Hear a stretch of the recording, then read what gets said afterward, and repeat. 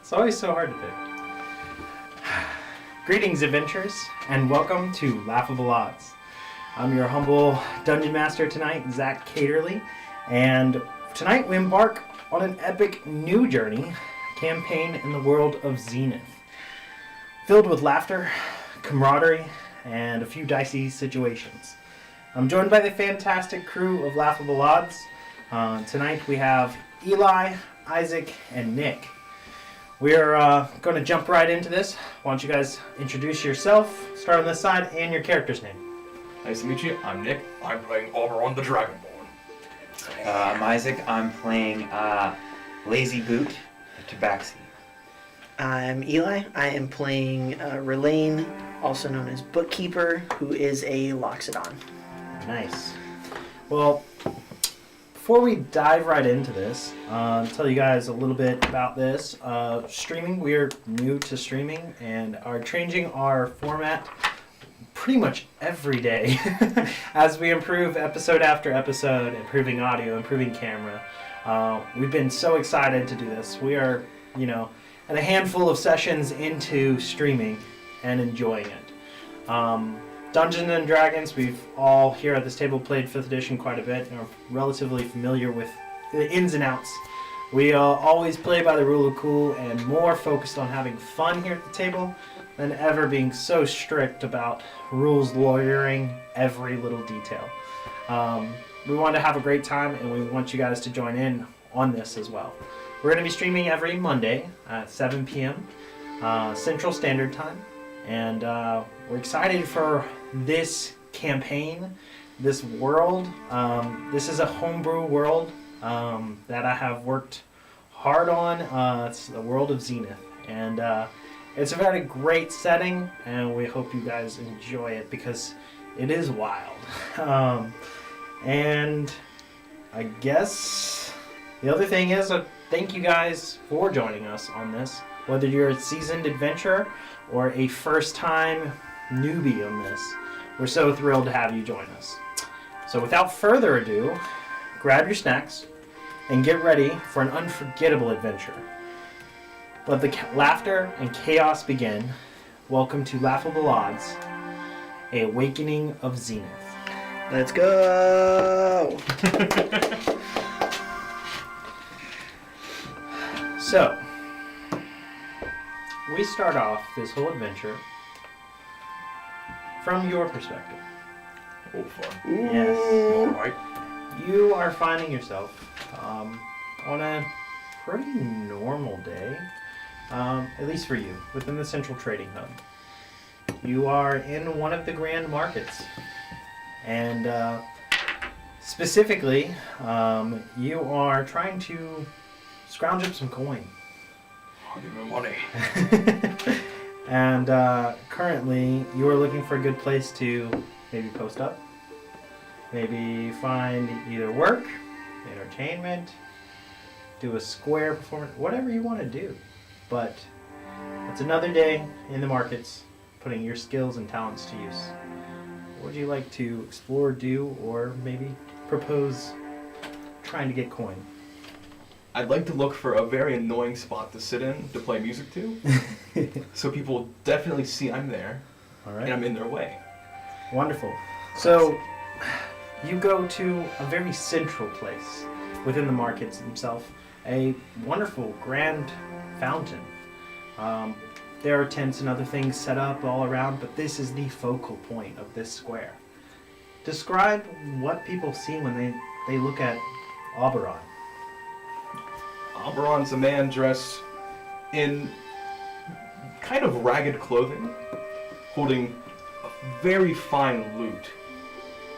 And I look around, I see all these people.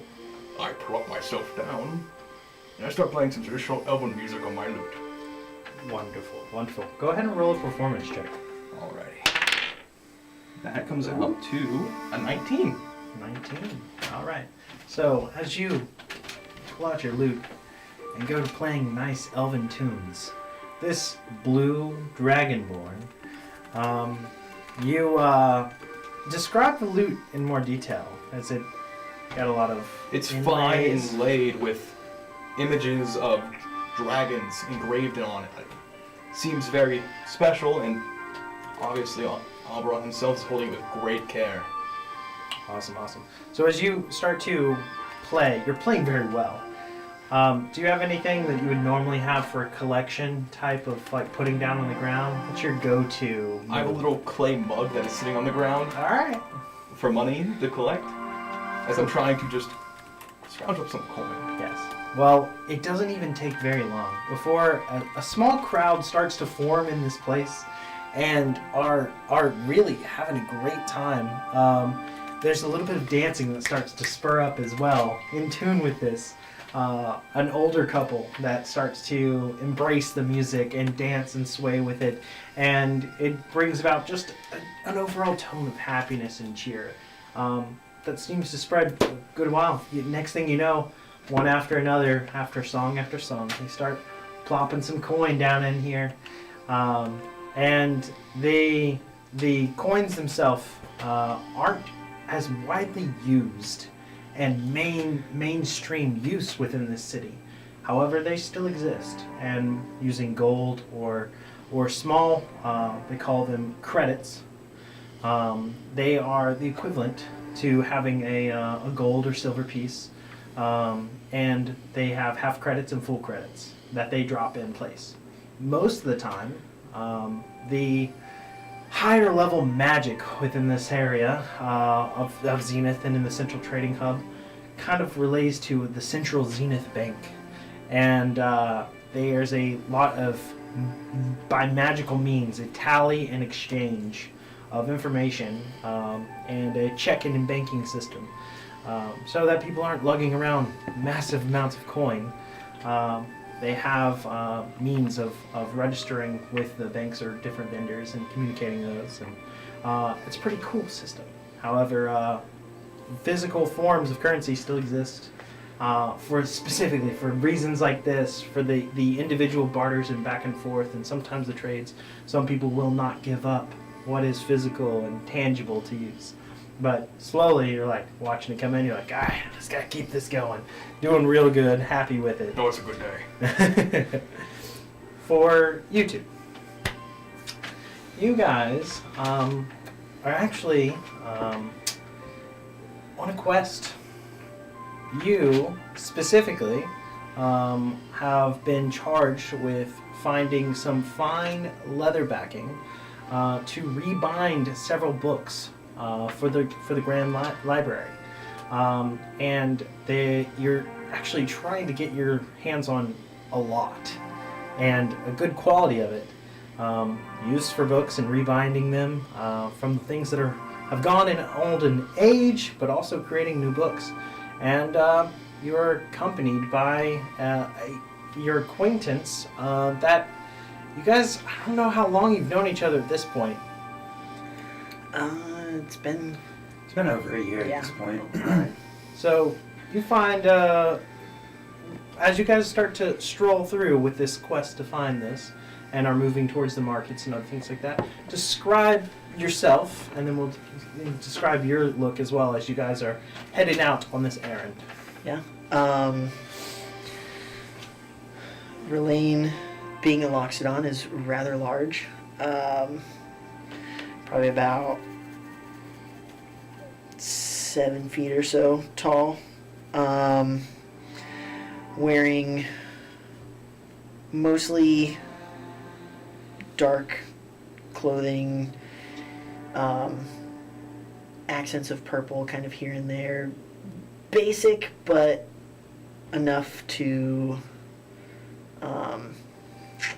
kind of withstand the wilds and things of the Mystics district when he goes back home. All right. And I guess that would kind of be it. Would have some sort of a bag that I probably carry with me most of the time, with a journal and whatever other supplies I might need for working in the library. Wonderful. Pens, ink, things like that. Wonderful. The for those that don't know what a loxodon is, a loxodon is a half human slash half elephant, more like a humanoid elephant. Yeah. That is full, like normal arms and legs, very large in size, but a full elephant face and trunk with tusk. And bipedal, like walks on two Yeah, legs. walks usually. on two legs. Yeah. And joined. So Lazy Boot is a tabaxi. He's kind of small for a tabaxi. They're typically as tall as humans or a little taller, but he's about 5'2". He's got like kind of a leopard print to him. It's kind of what his skin looks like. Leather armor. His armor and everything he's wearing looks well made, but definitely well traveled. He's got a lot of like very hippie-esque types of like, you know, bracelets and little beads and trinkets and baubles, as he's kind of a wanderer. Yeah, he carries a little crossbow and a rapier, and he usually looks pretty bored. All right. It's, So, you guys are headed towards one of the nicer markets. That is the Eternal Exchange. It's found to the west of the Astral Bazaar, and when we look at this map here, the central market here in the very center, in the heart of the central trading hub, is the Astral Bazaar, which is this guy here. Setting to the west on this side here is the Eternal Exchange. And just to the south and more to the east is the Arcane Emporium. But the Eternal Exchange is where you guys are headed. This is a market known for its exotic imports and luxury goods, and caters to the elite side of Zenith, offering exquisite treasures from distant lands and exclusive wares fit for royalty. You feel like what you're looking for in the finer connections may be found here. And as you guys are approaching the square, you're hearing a very lively tune. Nice elven music being played and a small crowd forming up around it. But where do you set your sights on for your objective? I guess I would be looking around. I'd be at least somewhat familiar with the area. Heading towards leatherworking shop or jeweler's shop potentially. Somewhere that I know I could get a lot of good quality leather. Alright, so you can make an investigation or perception check. How about you both make perception checks? Cool. actually planning on paying for this, right? We get the 5-finger discount, right? That's why you brought it. 23. That's 23. pretty good. 19. 19. Are either of you carrying like a lot of stuff? What is your appearance as you are trudging through here? Pretty lightly, just weapons and a small dungeon backpack. Nothing. Yeah. I don't know that I would have much more than just my small bag of supplies that I have for work, because I'm working today. Don't plan on doing much else. Oh, cool. As you guys look around, you're keeping your eye out for, you said possibly like a jeweler or maybe a leather working place, other things like that. You spy out across the way, past the grand fountain in the center, there is a nice leather working shop. And it kind of piques your interest. You see everything right away. It's from this distance hard to make out the sign, so you can't quite read it from here. Hey, look over there. Ah, yes. We can make our way over. Let's see. Yes, I am ready. And my claws kind of like flex out of my fingers, and you can tell I'm getting the itch to like steal something. Now, Lazy Boot, don't get your hopes up. We're we're on official business. I intend to pay for the leather that we acquire today. Why you bring boot if no 5-finger discount is required? So that we can get a lay of the market for other things later. Okay. Let's put my hands in my pockets. As you guys are talking and moving over in that direction, child comes running up towards the music and brushes right past you guys. Kind of knocks you to the side. You catch it very clearly. This urchin has lifted something from Lane. Oh, I'll stop him immediately. He's already like through and past. Is lifted something from your bag. You don't notice it, unfortunately, but you do. And he said it's straight for. What was the music race side. of the child? It looks just to be human. Very dirty. Scruff wear. Running through. I'll just start. He didn't notice it. No. I'll start laughing and say, "Hey, want to make a bet?" Depends on the bet. I bet 2 gold. There's something missing from your pack right now. I'll start. I'm not responding, but I will start digging through my bag. Alright. You're finding that some of your tools, I'm not sure what you would specify, but something that would be readily identifiable about yay big ish in size is missing. Maybe an inkwell, maybe a quill, Yeah. maybe whatever. I'm usually better about spotting those things. That's why you Make an insight check, real quick. See if you think it was lazy or not. Well, that's bad.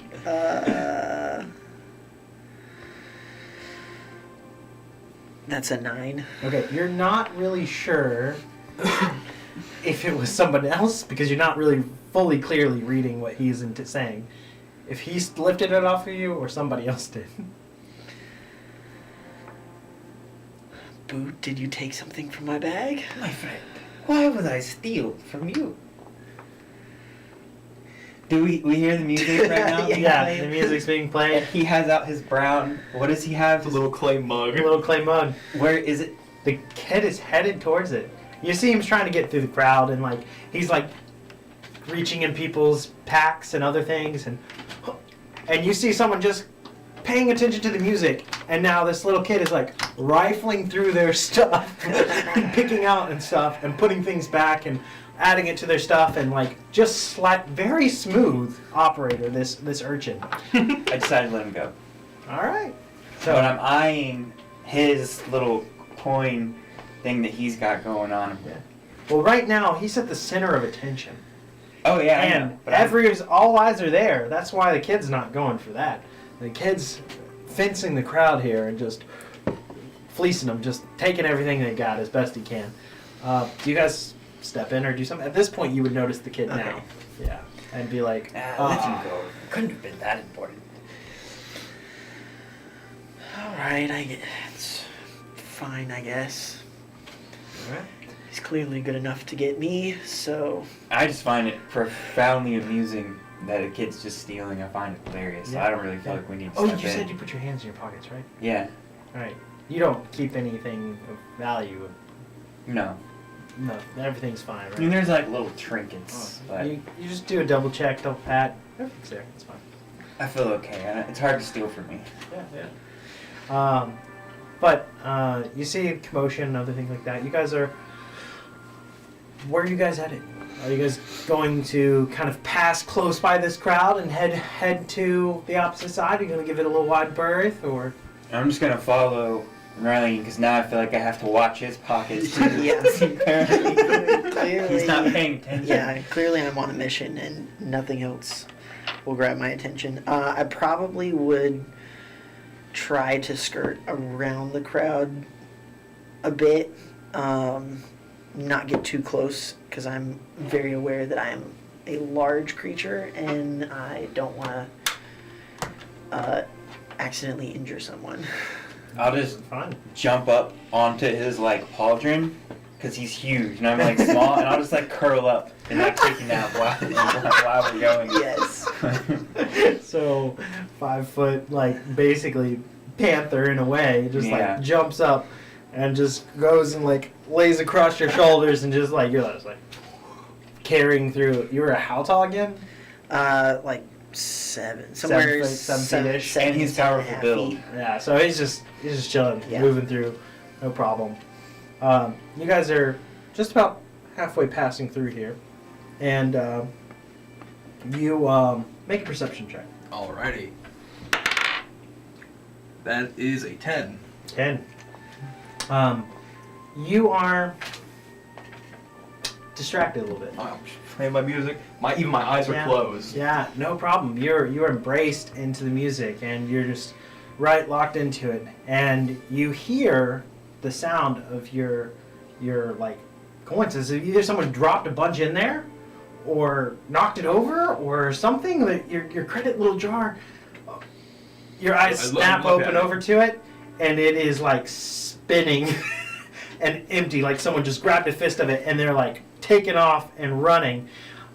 Make a dexterity check to see if you can grab them right before they can slip away. Okay. 18. Ooh. You snatch him by the collar, and the crowd's like, I was like, oh! Yeah, so you grabbed the coins, and you got this little scruffy little urchin right here.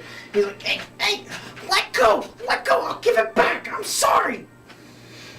Son, stealing isn't nice. You should be better than that. I'm sorry.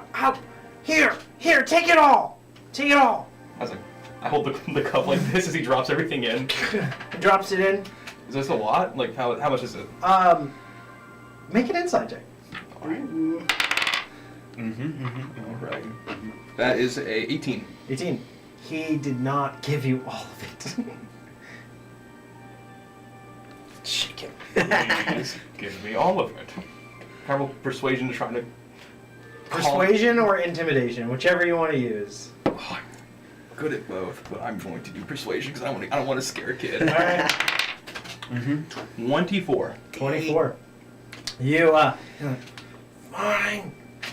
And he like from his sleeve like works out the rest that he had just kind of stuffed down there and just empties it out inside the little jar. And at this point you hear some of the inner guard going, "Hey, there's a thief over! So we're trying to find a thief, a little urchin!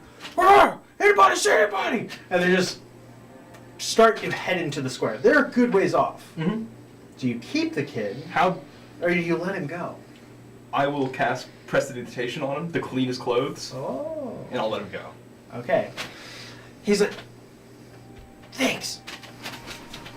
And we can I see all this like while I'm riding the Yeah, I Loxodon? mean, this is central stage of the market here. When he dropped everything into That's a lot of stuff. the bucket, did it look like something that wasn't money, like whatever would have been stolen from Lane? No, came he into could it? very clearly see and everything like that. It looks to be just the coins that he tried to snatch. Okay, so not So- whatever he stole from... No. Okay. He seems to has like a satchel like on his side that's pretty filled at this moment. I feel like I can catch him. I will. It was just an inkwell. I can get another Yeah. quite easily. One of the things that passed through your brain a little bit is that, sometimes a nuisance little urchin will fetch a little bit of money of just for the different vendors that are around that have placed a little bounty on his head. And, it might be worth something. But that strikes mostly with your thoughts there. And it briefly would pass yours as you're, considering the options here. But you still go through with letting him go, right? I'm not gonna turn the kid in. Yeah, all right. So you're set on. All right, it's okay. It's fine. It is at this time that you let him go that 2 other kids come running forth, and one goes to grab your coin canister down at your feet that you're about to set down. And at the very same time that this is happening, he's going for the pack. The other one's going for the pack on the other side of you. As you're just letting this go, it's like a surge of everything happening at the same time. With this, you can decide how you react. But as you react, I need you to make an initiative roll because we've got 3 different actions that are happening almost Alright. simultaneously. How far are we from this at this time, roughly? You kind of skirted a little bit, probably about 40 feet away. Okay. Can I get in on the initiative? Because I'm going to cast Jump on myself. And seeing that this is happening, I'm going to jump from where we are to over there and try and grab the kids. Okay, alright, roll initiative. Ooh, 23. 23. Nice. I think you're gonna beat him out. I got a 15. 15. Actually, 16, sorry. 16. Alright, so with this, you see, acting first, yourself, as you see what seems to be a small little child gang has done their number on this crowd and is now going after the main prize. Alright, so And I jump. I cast a jump on myself, and I jump, and I can jump close to like 35 feet or so. okay. So I jump off of Rain, and in midair, I turn into a monkey. Okay. So that would be a bonus action to wild shape into a monkey. And when I land, I just go and I grab 2 of the kids, and I'm holding them up. Alright, for this monkey, how big is a monkey? How big are we talking? It would Like be a chimpanzee kind of monkey? yeah, it'd be like the size of a Which bigger- chimpanzee is an ape. So, I mean, I guess. or Yeah. maybe like You got a monkey, you got a tail, like right? a hobbit size. Yeah, like a hobbit size monkey, but skinny, but a Okay, monkey. Yeah, with a okay, long okay. tail. Yeah. Alright, so with this, look up the stat block for your monkey. Okay. And with its athletics, which it's strength, I need you to roll 2. I guess you actually wouldn't have the chance to grab them on this turn probably, because you have an action to cast jump. You have a bonus action If to everything morph was into. considered an initiative, then no, I wouldn't have anything. Right, right. Okay, so don't roll anything then. So don't roll anything yet, but get primed. You are hot on the chase. You have a mission. You're running into this to stop this scene. But for this, 2 of the kids go before you. Okay. And it's actually the 2 that are acting really fast. The one that's trying to slip away that you've just let go, and you see that while he seems to be, grateful that you have let him go, cleaned him up, and all this stuff, and hears the shout from the guards in the distance, that apparently the other 2 must have already made their plan of striking while he was snatched up and thought, oh, everything's done for. They said snatch and grab, distract, you go low, I go high kind of thing. They've got a plan apparently. But so this first one that's grateful, he's going to use a action to disengage, and he is going to run. And he's slipping right past you with this disengage. Show an opportunity? Oh no, because He is disengaged, and he is actually headed straight towards Blaine. Actually, we can start mapping this out. So what I would this is not the best representation of this map itself of the scene that we've set, but we can make it work. Should I roll initiative to come in next round if I want to try and grab Oh, yeah, one yeah, of yeah, these go kids ahead. as they're Yeah, running go towards ahead. me? What I would have actually turned into would have been an 8, not a monkey, but with the stat block. Okay. Not great. 11. So we're gonna say our scene here is this is the square. Okay. Okay. And we've got all of our fountain right over here. So let's have you center stage here. Alright. And we've got a decent crowd that has formed around. And you've got this little kid that's disengaged and running off this way. You would be right about there. So I'd be somewhere over there-ish. Yeah, roughly. So let's see. 10, 20, 30, 40. Probably there. You're big. Yeah.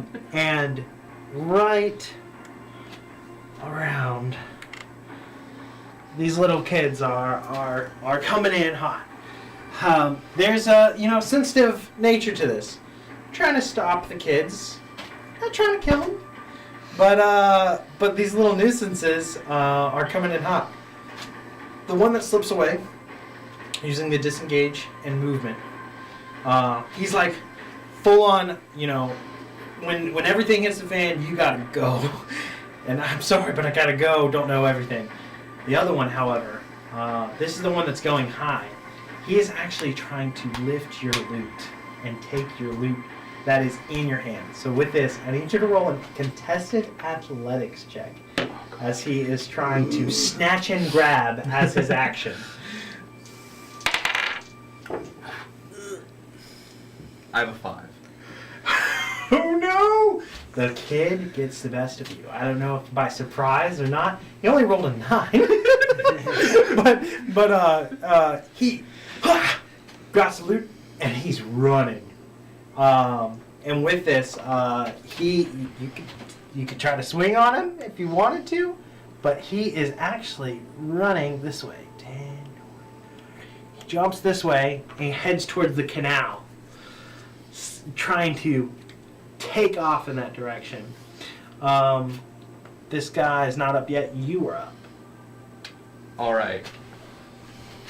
Seeing this kid running away and trying to go into the canal, he doesn't have any of my actual items, just the money, right? Just the loot.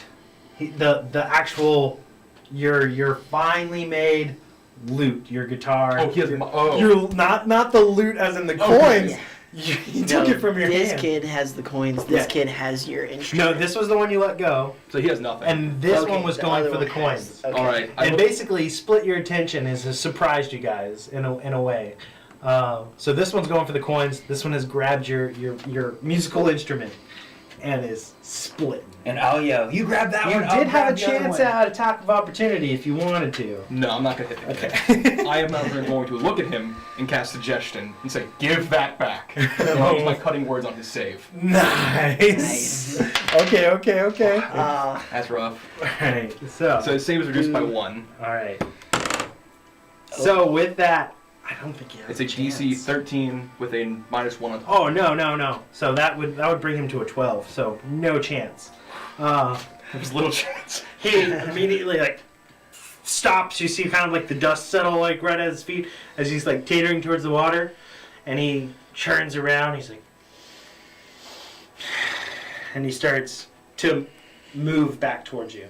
On his next turn, you can see that he's Okay. under the effects of suggestion and is starting to move back your way. And his head is held low. He seems caught. He seems, he's under that. Anything else in your turn? Let me see here. I don't know what you're going to do, but I'm going to give this ape that is helping me bardic inspiration. All right. Yeah, and a second ago, you heard me. What I thought I said was, you grab that one, I'll grab that one. What you heard was,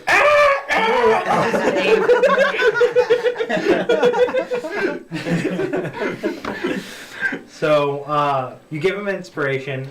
Is there anything you say or anything along that way? I say, "Thank you for helping me, monkey!" So this one here is now going to go. And what was your initiative again? I can't remember. 11. 11. All right, so you would be next up.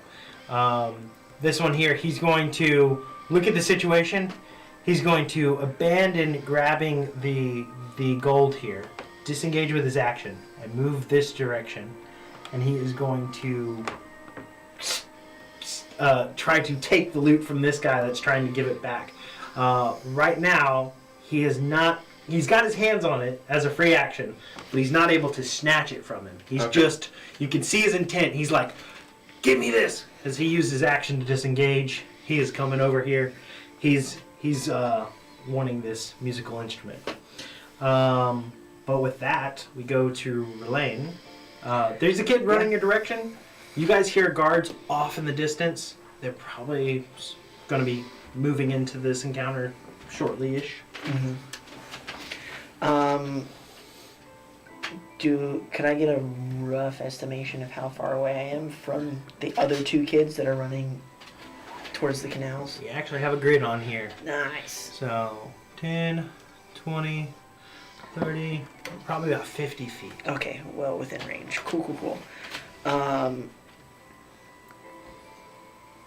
Since this seems like this is probably this Dragonborn's livelihood, it's being stolen by these children. I'm going to cast sleep on top of the 2 kids. Okay. Go ahead and roll for this one. So that is 5d8. Let's go. Big numbers. Big numbers. 3, 9, 11, 13. 13. Yeah, I rolled kind of trash on all 5 of the dice. 13. Do you get one of them? And that is the one that was under your... Actually, I'll roll for it. Let's roll for it. Well, no, he's the closest one to you. And then I guess it depends on where you center it. It starts with the creature with the lowest hit points in the area. Okay, then it would go towards that one as well. I'll still roll to see. 1, 2. Nope. Odds are there. So, the one that you had casted suggestion on, he immediately just slumps to the ground. The loot limped in his hand. The other one has it now. And his eyes are wide. And he's like, looking at this one, like, what happened to him? And there's this flight of like, do I stay? Do I run? And you can see he's getting real scared. Like, this has escalated to a point he was not ready for. You know, is this really We happening? didn't plan this far. Yeah, this was where I was supposed to go. We thought the step 2 was all we needed. We thought we were geniuses. You guys hear in the distance clamoring from armor of shuffling and running through the street, coming in y'all's direction. You're up next. Cool. So now I'm going to go over, jump over, because now I can jump 48 feet as an ape. So I'll move. I'm just gonna standing jump. Standing jump, it would be half that. Whoa, so that would be like 25. So I think I can make it, right? Oh yeah, I think you can. All right, I'll jump and I'm gonna try to grapple the one that All has right, the stuff. all right. Make an athletics check. What's your inspiration? A D6? A D6 right now, yeah. Okay. Okay. 24 athletics. Are you kidding? Oh, Another 23. Let's go. You got this Inspiration kid die. held. And so his speed is now 0. He can't go anywhere. And he's like, feet just ducking in the air, and this monkey's got it. I'm gonna pick up the other one too and start walking him back. All right, so you object interaction the sleeping one, and just got them both up and start shuffling them back towards the rest of everybody. The one that's sleeping, unless something wakes him or rouses him, he's sleeping. For this guy, he's like, and he is going to try and dash, going towards this little broken bridge. He runs right past you, and just. All right. yeah. And so now we kick over to your zone, Auburn. All right. So you're holding the one kid. I got both of them. Yeah, he's both got of both. them. Yeah. Let him have that object interaction with All the right. sleeping one. Gonna grab my money, the money I've been given. I'll pull out. How many gold coins do you think I got in there? For I know it's not used much, but At least 6 or 7. okay, I'll pull out 3. All And right. I walk up to the kid and say, "Give me 3 for my loot back." And can I try to persuade him to give it back to me? 21. Here you go, sir. Thank you. I give him the gold. You can let him go. As I say to the The monkey. monkey next to me. I look at the 2, and then I can hear the guards coming, right? Yeah.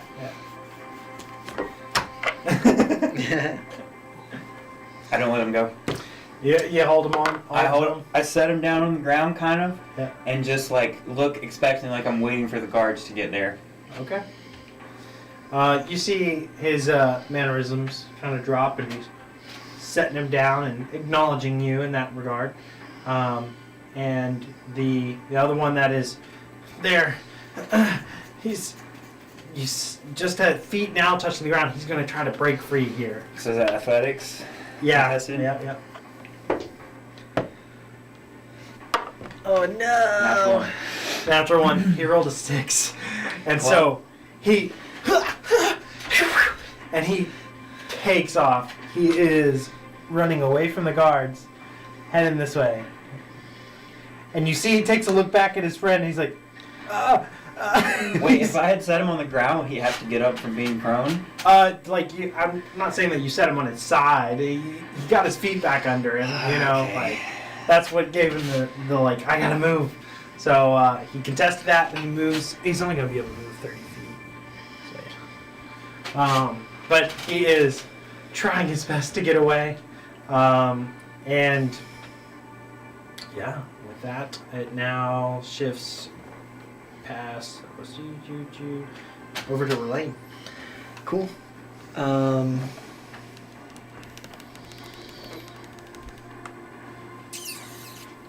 I'm not sure why Boot seems to want to keep these kids, but I've already dealt with more commotion than I anticipated for the day, so what's a little bit more?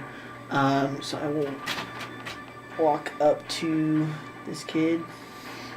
It's got to be close to 30 feet. Yeah, you head down the stairs, right down to where he is. Cool. And then I will just try to... Looks like you're getting ready to slap him. Yeah. Right into the water. And I will just try to pick this kid up. Okay. So... Make a grapple check. That's bad. I mean, it's not the worst, but it's not great. Athletics Yep. is 13. 17. Kid's a little wiry little guy. So he just dips under your arms here, and he's like, and he's like trying to now like scurry under your legs and get past you. And we jump back to the top with yourself. You have the one in your arms. But he has nothing left. He's asleep. Wise, right? Yeah, they don't have anything stolen. Alright, so I'll just drop that kid, like, in an ape way. And then... Let's see if that wakes him up. And that when you're doing it in an ape way. Well, he already was, like, in contact with the ground, so I just kind of let go, but in, like, a cow, like... But like an ape way. the falling response of, you know, like the Inception kick. Sure.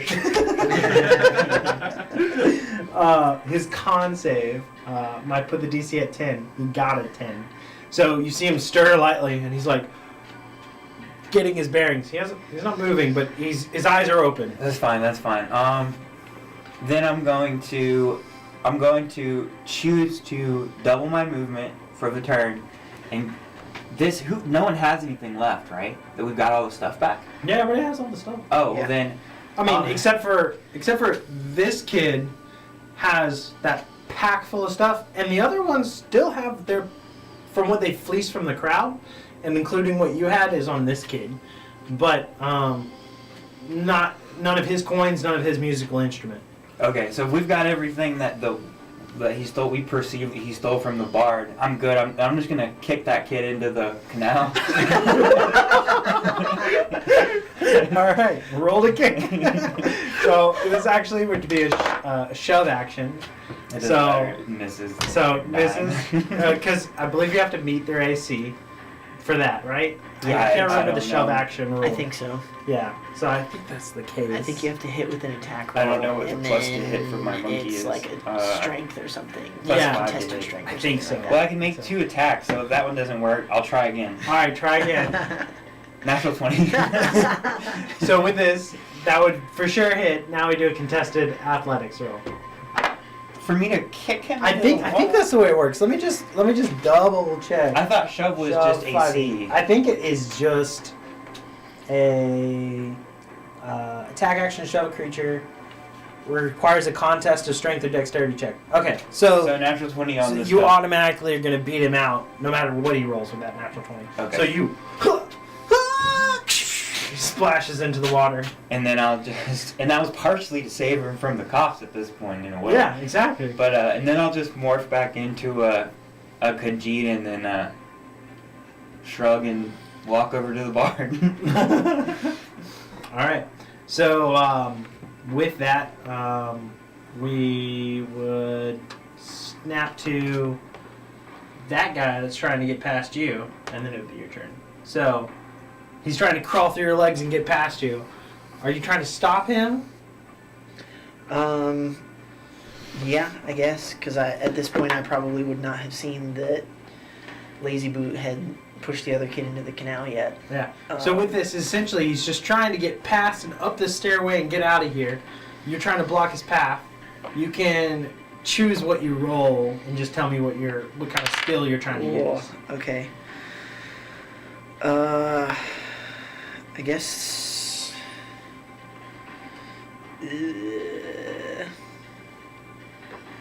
I guess it would be athletics, because I'm still trying to grab the kid. Yeah. All right. Trying to pick him up here.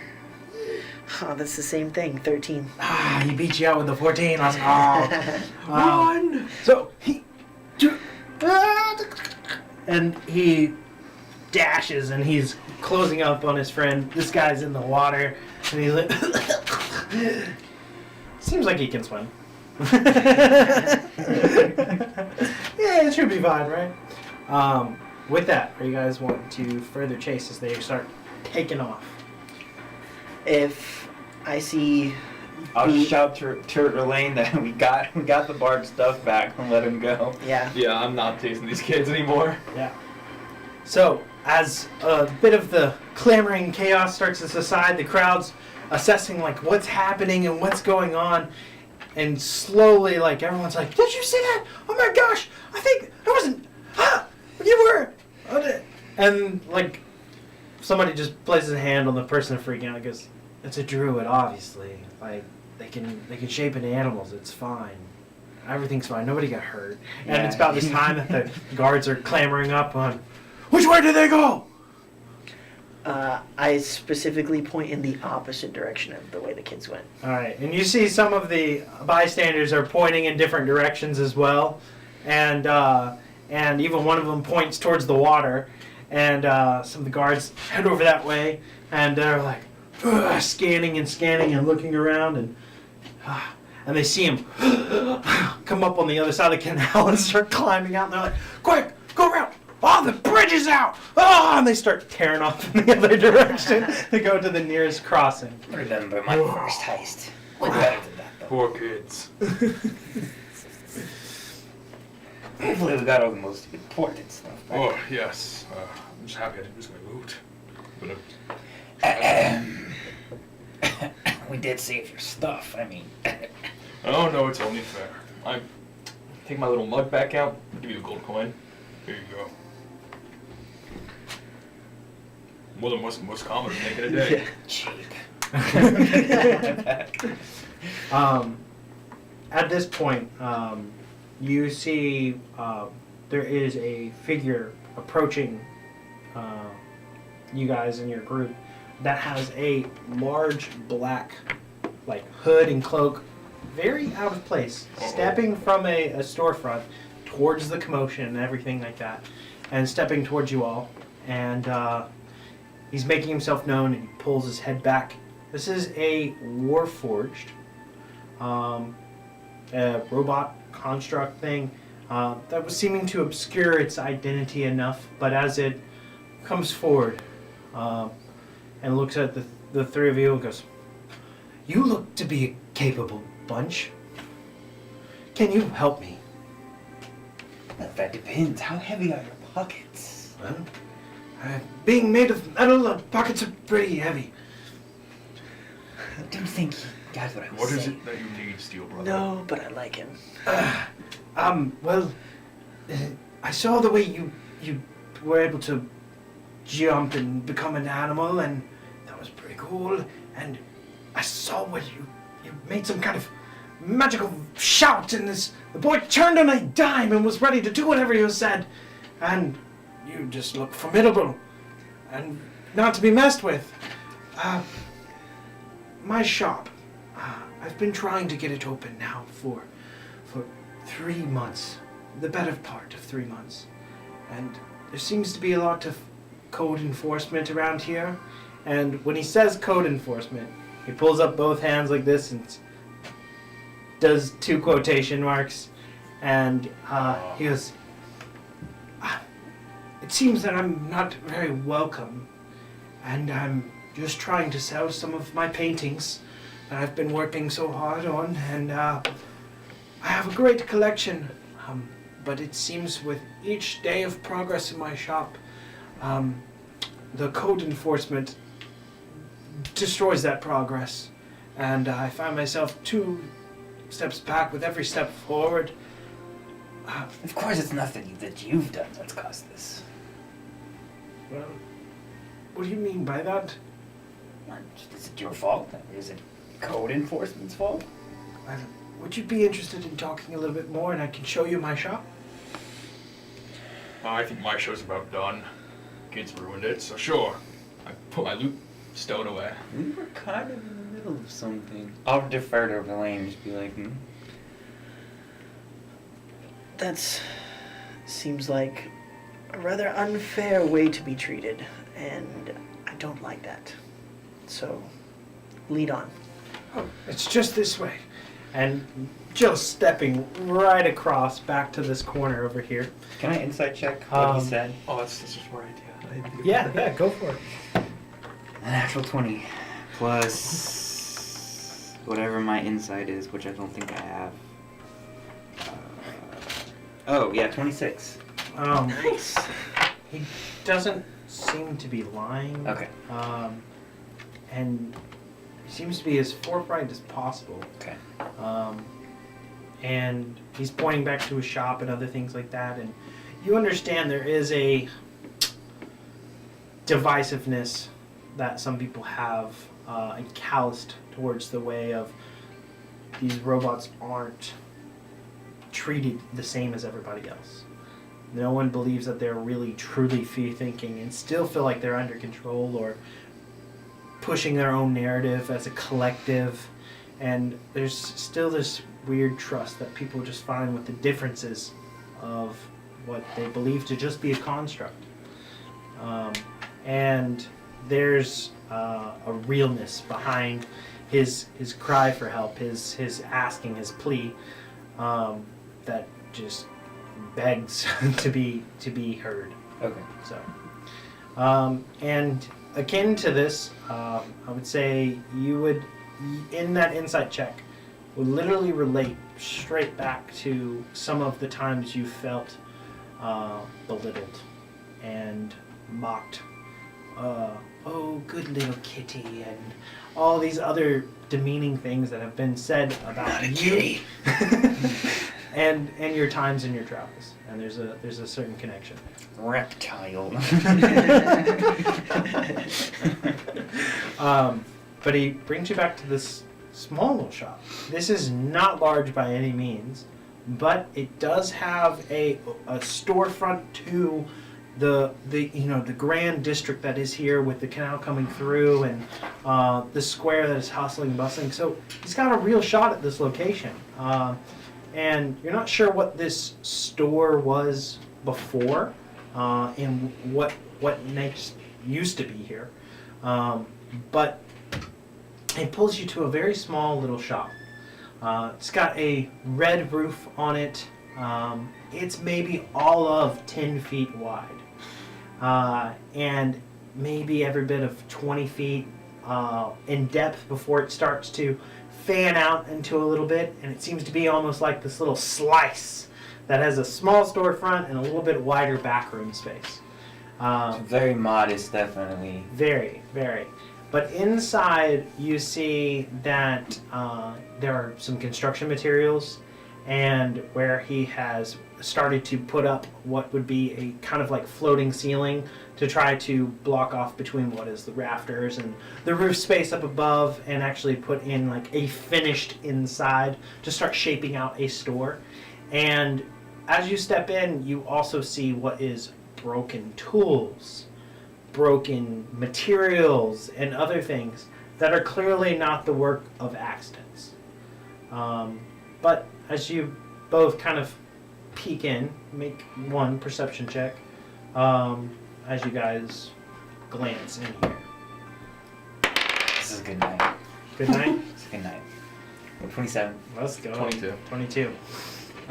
So as you guys look and peer around at all this, you you see that of all these broken items and such, these broken tools and things, there are 2 rather nice paintings that he has collected towards the back, and Painting. yeah.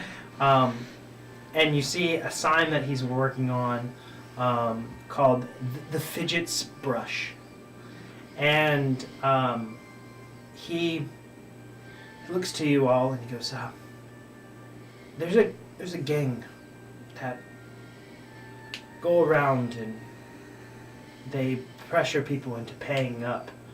And Code enforcement. yeah. And they like to go under the guise that they are helping this area and a part of everything. And no matter what I've paid them, they have still smashed anything I have. And I'm very much running out of the possibility of making this dream come true. Without having to go back to other jobs and try to raise more funds to try to make this happen. I'm getting down to my very last bit. I don't have much to offer you, but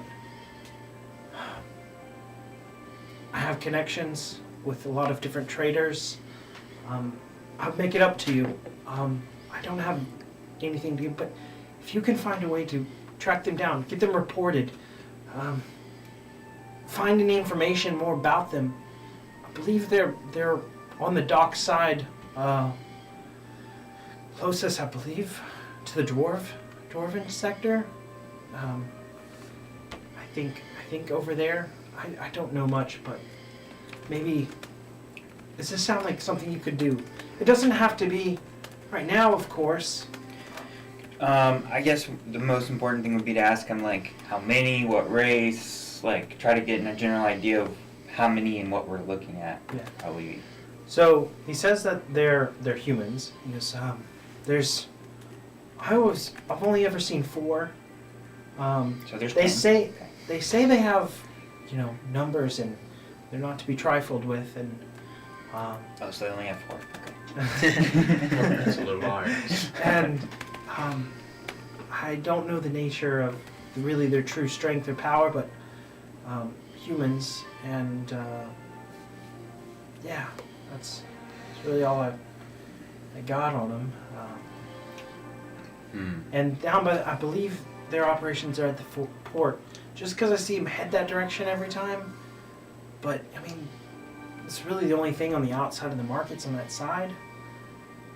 You could probably maybe stake out this place tonight, and so that maybe my progress doesn't get reversed.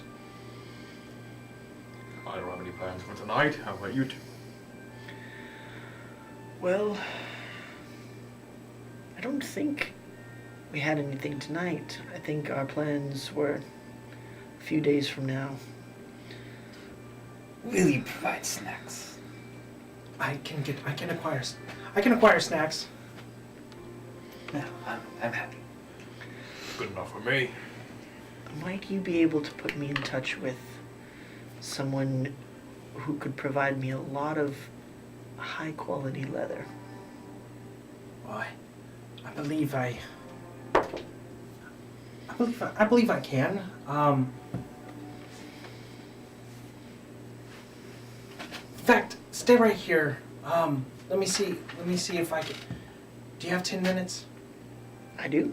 All right. And so he starts sprinting out of the way. I'd like to inspect the paintings. I want to see if they're valuable. Yeah, this might be an appraise moment. Yeah. So you can inspect the paintings. Anything else you guys would like to do? One, this is for some of you all 3 are in the same place alone and considering possibly taking this and helping out. So that is one formation. But you're trying to inspect the painting? Immediately. Okay. All right. What do you want me to roll for that? I'd probably say investigation. Okay. It's an intelligence roll. 14. 14. You're pretty keen on the value of most things. And the look of this artist's work is something that you haven't really seen before. It seems to be pretty signature, and a style that has these short, swift strokes that seem calculated, and every now and then they have a slight variation. And it's a combination of these hash, and almost like a pixel art in a way. The that is- digital romanticism. But it seems very fitting for the word of the fidgets brush, and It just looks ADHD you know, painted. a little bit, like just kind of just touches everywhere, and you imagine with time and recognition there could be more value to this, but it may be he's on the first stint of his. So we'd have to go his kill journey. the artist in order to... So while they may be able to fetch some coin, it may be better in years from now when there's a collection or something or something to note. So,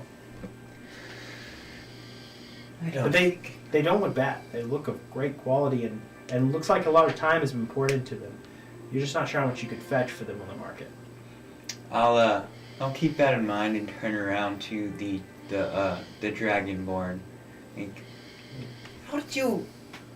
why were you playing in the square? Well, as you can see, it's like my clothes have like holes in them, and it's not very nice. I'm quite broke, and I need money. And I'll be honest, I'm happy we got out of there because I don't have a license to play. Did you know you need a license? I didn't. But You don't really ask for permission. We Yeah. just kind of do. Alright. But I needed the money, so I figured I'd play somewhere I'd be seen, and it paid off. I won't lie. That's fair. That explains the one gold reward you broke.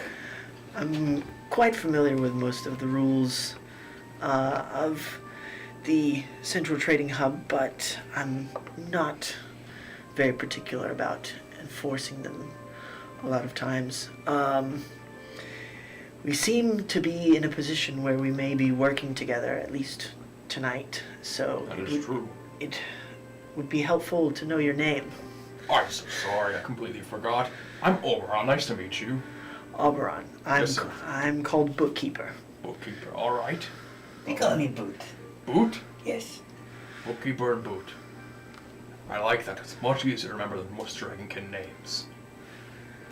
Well, I could tell you my tabaxi, but we'll be here for 20 minutes. We'd be here for quite some time. I've met one tabaxi before. That name was long.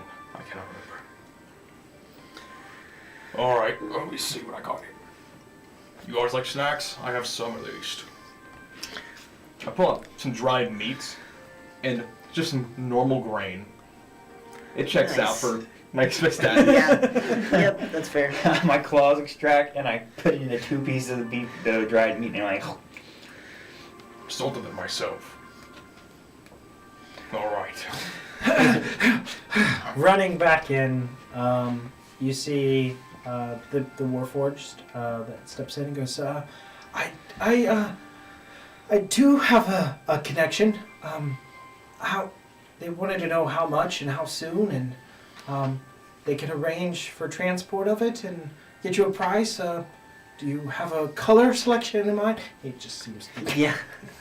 I would relay the information as needed from the Great Library and tell him that that's where it would need to be delivered if that is the agreement that we came to. Oh, all right. Well, do you have a contact at the Great Library that I could point them to? Do you want me to point them through you, or go straight there, or? Well, that was my main objective in the market today. So for now it can run through me, and if that changes at any point, we can discuss that later. Okay. All right. Well, all right. Well, I can relay all of that information, all of the specifics. You said a tan, or the slight golden hedged or bands. Yes. And probably 4, 5 pallets worth, yay high, this wide. Okay. And as soon as possible, you said. I can Yes. make that happen. And you see, like, he's like, none, this isn't his field of work, and the logistics of this seem to be like overwhelming, and the pace of it. And he's like, but he's keyed in. Does he seem truthful though? Like he's not making it up? 100%. Okay. 100%. All right. And so, If I need to come along, I can do so to help make sure that the details are all in order. It is quite important that we get this right. It is, like I said, for the Great Library. Okay, well, that relieves some stress, and we can have that. Yeah, let's go. Lead the way. All right. You want to accompany, or you stay I here? figure I should come along. At least it's better to do nothing. Yeah, I'll hop up onto Relane's shoulder and proceed to nap. all right. So starts to push across the court here, and as he is now not in the running manner, and he was never out of breath, but he just seems so flustered, and he seems now to be a little bit calmer, a little bit more peaceful. He goes, well, I didn't introduce myself before, but my name's Robert. Robert. And I'm glad to make your acquaintance. Your name's? Boot. I'm called Bookkeeper. Bookkeeper. I'm Oberon. Nice to meet you. Oberon. Very nice to meet you. You guys were talking about snacks earlier. Yes. What do you fancy? Meat. Meat. I with him. Meats are mostly what the dragon can eat. So be I good. know catnip's a little hard to procure here, but I wouldn't say no to some catnip. Oh. Okay, I mean, I'll see what I can do. I'm rather fond of fruit, Ugh. assorted nuts, very natural foods and snacks. Okay. I tried to tell him that is for the food we eat, not to. Doesn't listen. Well, thank you for coming to my aid for this. I know that this is anyways, my thanks and gratitude for your attempt to at least undertake this, and I want to try to make your time worth it in whatever capacity I can. The place we're going to is a wonderful place. His name is Grog Stonebeard, and he has a Sounds like an alcoholic. he has a lot of connections with a lot of traders, and he works at the port, and he is leading you guys towards the port. That is, let's switch over to this on the map.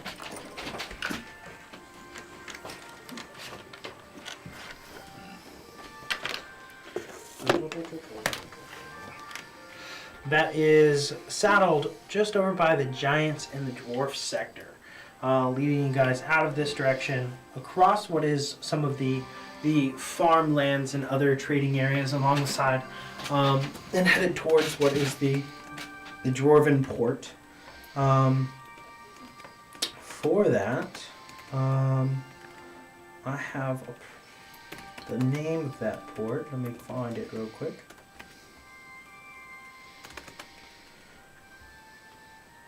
Let's scroll.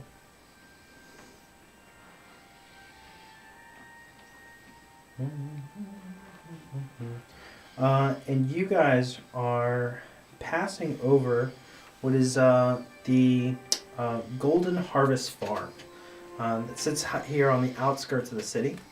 And it's known for its vast fields of golden wheat and bountiful crops. It helps supply the central trading hub with a steady stream of fresh produce, kind of feeding the bustling population and fueling the economy here. You see that he is leading you towards the Iron Forge Anchorage. This is the Dwarven District port, and it has a very, very notable stone arch bridge This bridge is a sturdy stone arch bridge constructed from massive blocks of granite. Dwarven runes are carved into the bridge surface, imbuing it with this ancient magic and strength. But a very large scaling size to this that allows ships to quickly be able to pass underneath with no indication of conflict with any of the largest of trading vessels.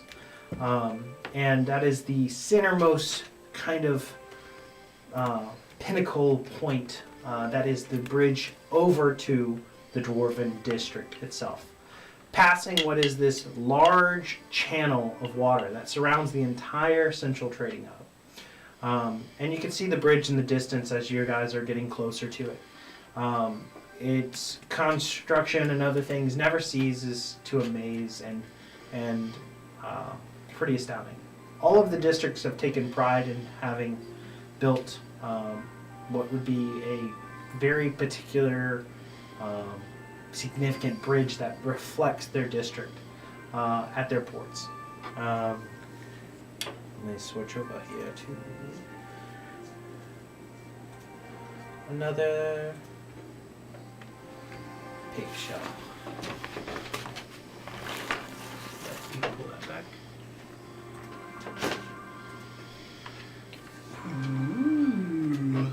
So, you guys are headed over here to the Iron Forge Anchorage. This massive dwarf and dockside area. The wharf is moving with commerce and boats docking and moving through here. You guys are on the edges of this, not within the main canal. The where are we? You guys are on this side, coming and approaching what is actually from over on this corner. This can be our Warforged friend. Wait, nope, that can be our Warforged. Yeah. Let's go. And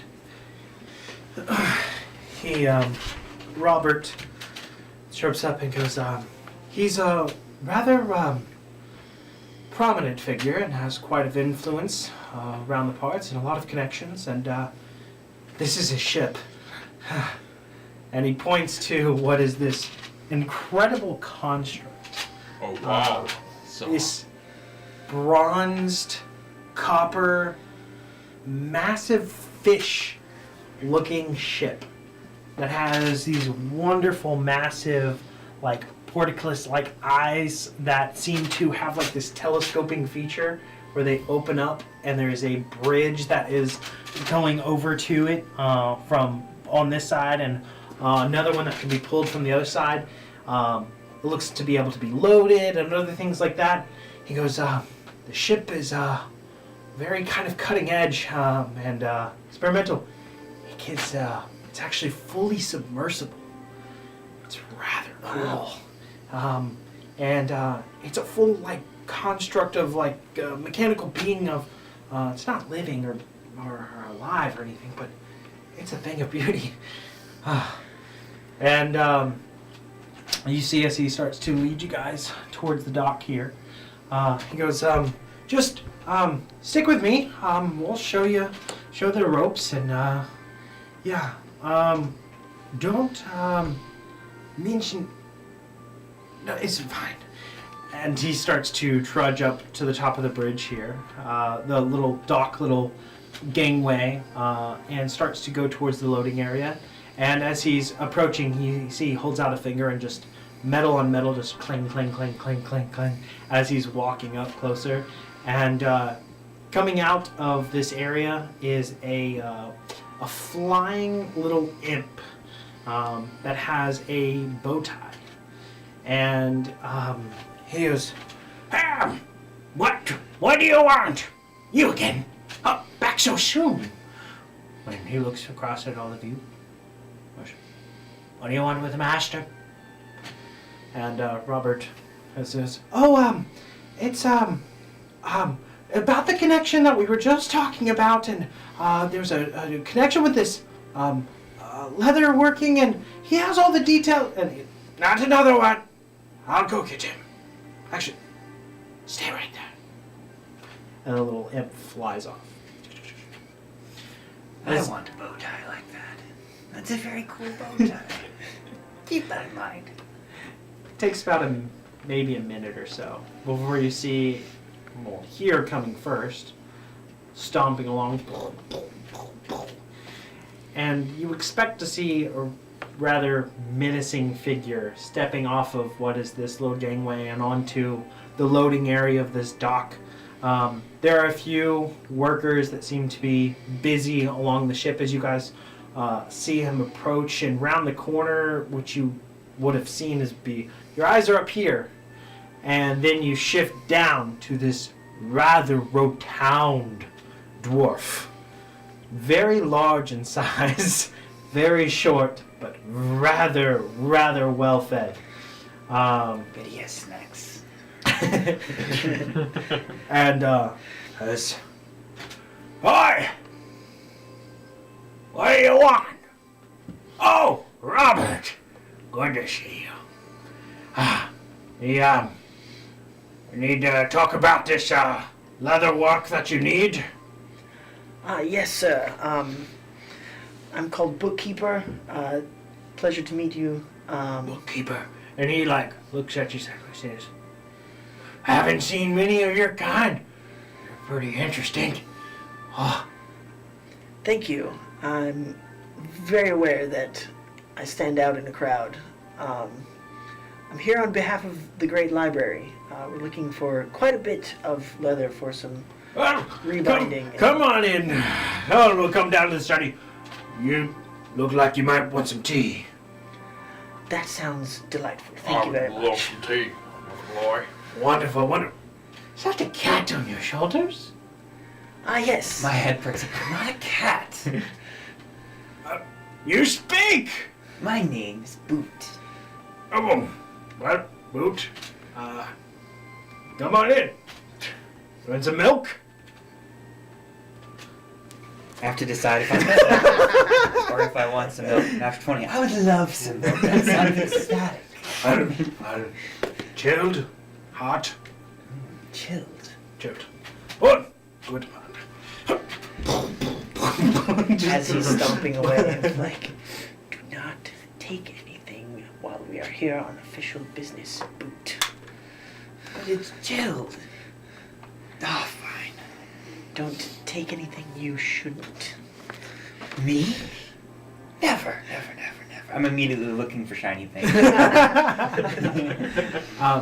Robert leads the way closely behind, and you guys are led into this very cool steampunk-esque fish submarine that has a wonderful system of conveyor belts that lead the cargo that come from this main portcullis that opens up, and cranes drop in goods, and you see multiple workers, lots of dwarves, some humans and other things, and there's a few warforged even too, that are moving through here and working and taking in cargo, loading it onto this conveyor belt that pushes it down, and it's received by other workers, and you have this main helm that steps up but has these massive very large lazy boys that are up on this you step up this grand staircase to come to where the fish-eyed lenses are in the front of this ship, and there is a large wheel that sits in front of a large chair, and you have these very comfortable chairs that are up along this deck and this observation area. There are a lot of levers and shiny buttons and things all along what is this dash of operating area. Lots of shiny buttons. Lots of shiny buttons. Oh no. And he goes, Mr. Gibbons, go fetch us some chilled milk and hot tea. And you see the imp straighten his little bow tie and goes, Aye, Captain Grog. I have to do that. And he flies down. He goes, don't be bothered by Mr. Gibbons. He hates his contract But he didn't read the fine print. Tell me, how would one obtain a bow tie like that? Well, I can find one made up for you. I have a very nice tailor that can work some. They do wonders on my suits. Yes, please. I like the bow tie.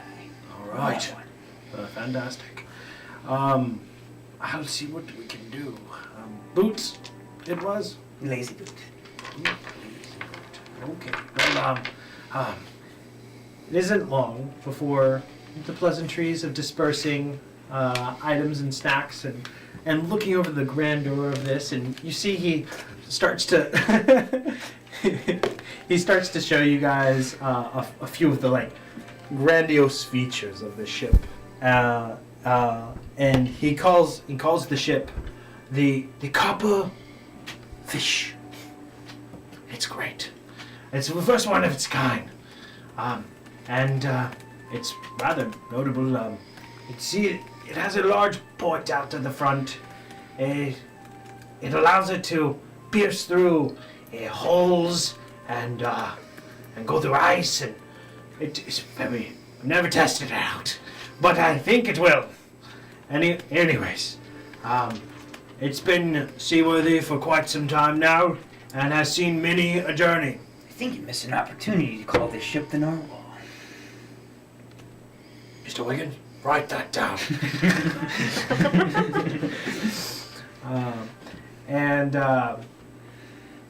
He gets all the details back and forth what you were looking for. And you see there's a little bit of barter back and forth about the price and haggling forth. And he's talking about expediency back and forth. But go ahead and... how would you approach this? Would you go with a persuasion roll to try to barter this out? Probably. All right. I'm here on official work business, so. That's pretty good. 18 total. 18. Because well, you're sticking to your guns. I respect that. I like a man that holds standards, doesn't sway on these things. All right, I'll match it. We'll see what we can do to get that sent over fourth haste. And Robert tells me he's trying to recruit you to help look over his shop.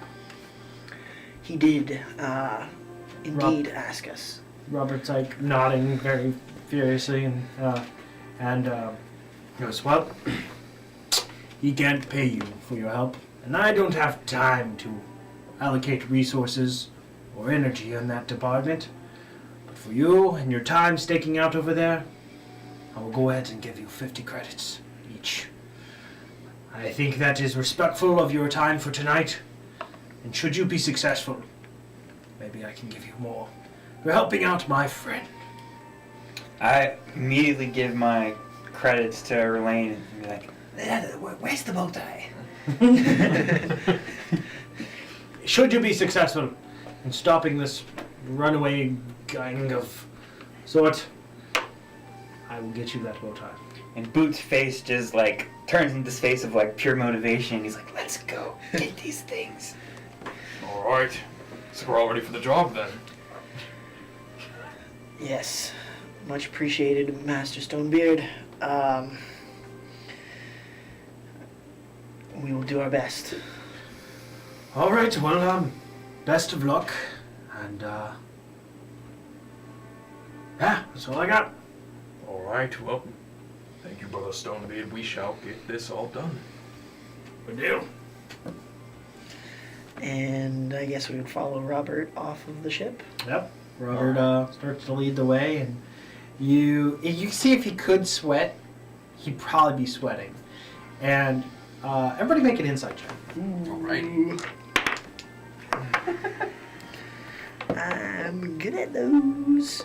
23. 10. 10. 11. You guys don't really pick up on all the details and kind of discourse of this. But one thing you pick up specifically with this is that, actually, I'll just give you a whisper. Whispers! Let's go! Wait, is this the first whisper we've ever had? First Oh whisper my. of Laughable Odds.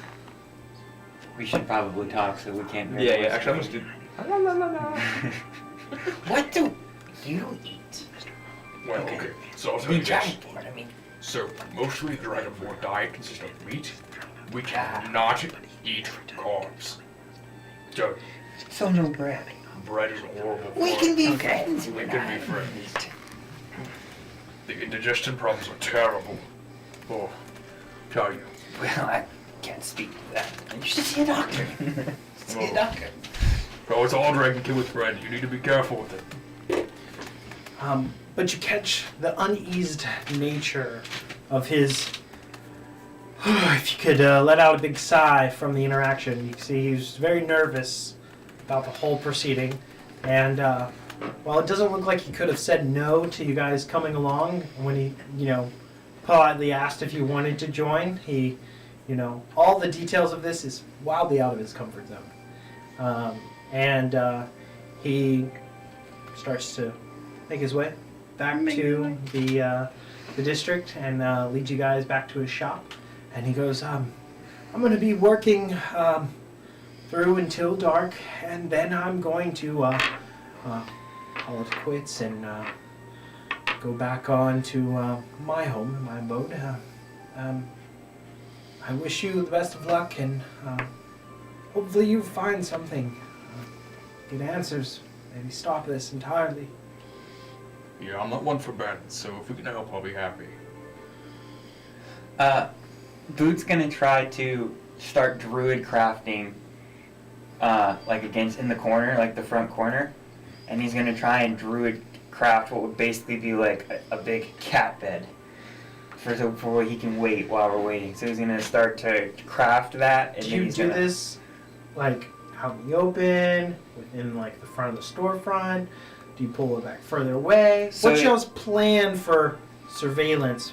So you or- said that it has like a glass where you can see into it, right? Yeah. I would want to be in that opaque, like the panel bottom corner, like the very front corner, where if you walked in, you would have to specifically look into the corner to see. I'm fairly big, but that's where I would set up. Okay. Any other approach that you guys want to take? You have time to also prepare.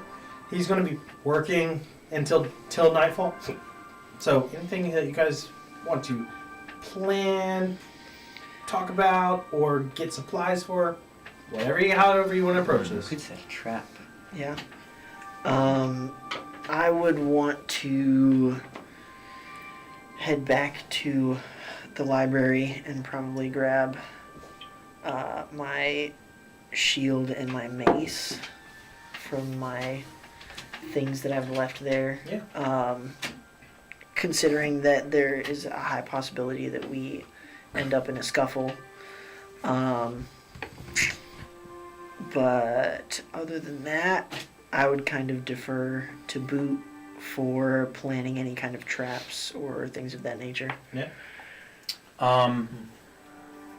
I'll go with him, I guess, first, and then yeah, when we get back, we'll prepare. Anything that you might do during the few hours of downtime that you have, Oberon? As I'm looking around at myself, I see I'm not really prepared to fight people if it comes to it. I need to go find some armor. All right. And you do have a nice little sack of credits now. I do. So, how much do you think I would get from that performance from earlier? Total with everything, I'd say that with all the silver pieces, everything else, I'd say probably about 16 gold. Okay. So Credits? Are we going with credits or gold? it's gonna be pretty much interchangeable. If I say a half credit, that'll be a silver. If I say a credit, in a sense of that, it'd be a gold. So Okay. Okay, so. so pretty much 1-to-1, just whatever vernacular you want to use. Alright. So I have 66 credits, so I'm gonna go try to find some armor I can get within reason. All right, not a problem. So head over to an armory of your choice. Do you want to find something magical or non-magical? I don't think I have the capacity to purchase magical items at the moment, so I'll try to do non-magical. The way my bank account's set up. Swag bag's quite empty. There you go. All right. So, what are you looking for as you come up and try to find a shop worth finding some armor? I'm just trying to look for some nice leather armor, because my current ones are, well, broken, beaten, battered, and ripped. All right. So leather armor. Boom, boom, boom, boom, boom. I don't think you have any issue finding some other armor. Awesome. You even have some choices. For this, you can find leather armor that's going to be running like a nice, fitted, well-designed, kind of affluent to maybe your touches of performance for 11 gold or 11 credits. You, if you wanted to, could upgrade and get some studded leather for 46 gold pieces, which would be 12 plus your dex modifier. You know what? I'm thinking the studded leather. That's a fine choice, man. I can get that for you, but How long would it take to fit it to me? it's got adjustable straps that kind of on the sides and pulls in and other such. It's modular of sorts. We try to cater to all shapes and sizes. I see. My father once tried to buy full plate, and they sent him dwarven full plate, so I was just wondering. Oh, well, and he kind of like sizes you up a little bit and goes, "This is perfect for you." Alright, I believe you there. I'll trust you. I use the somehow way of transferring credits to him. Yep. So what you see is from what you have here, you basically have a card. Oh, okay. And very much credit card in kind of basics. You take tap. Yes, we can take tap. No problem. He pulls out his arcane receiver. Perfect. Thank you. My pleasure doing business with you. Thank you. Anytime you want to come to the works, just stop on in. Alright. I'll keep it in mind. Thank you so much. Perfect. Spread the word. I will. Alrighty. Yay! Nice. So you find that upgrade, use your new acquired funds. You're also with this. He notices that towards the end of your interactions, and he's getting everything for you, that you have a few holes in some of your shirts and other things like that, and he tosses in just a pair of clothes with the purchase. Thank you. That very much matches the same one. Nothing really affluent about them. Very, very plain, but no holes. Very plain, like nice. Quite the upgrade. Thank you so much. So, just the jump from first appearance to having better armor and finer clothes all in one jump. It's a pretty good upgrade.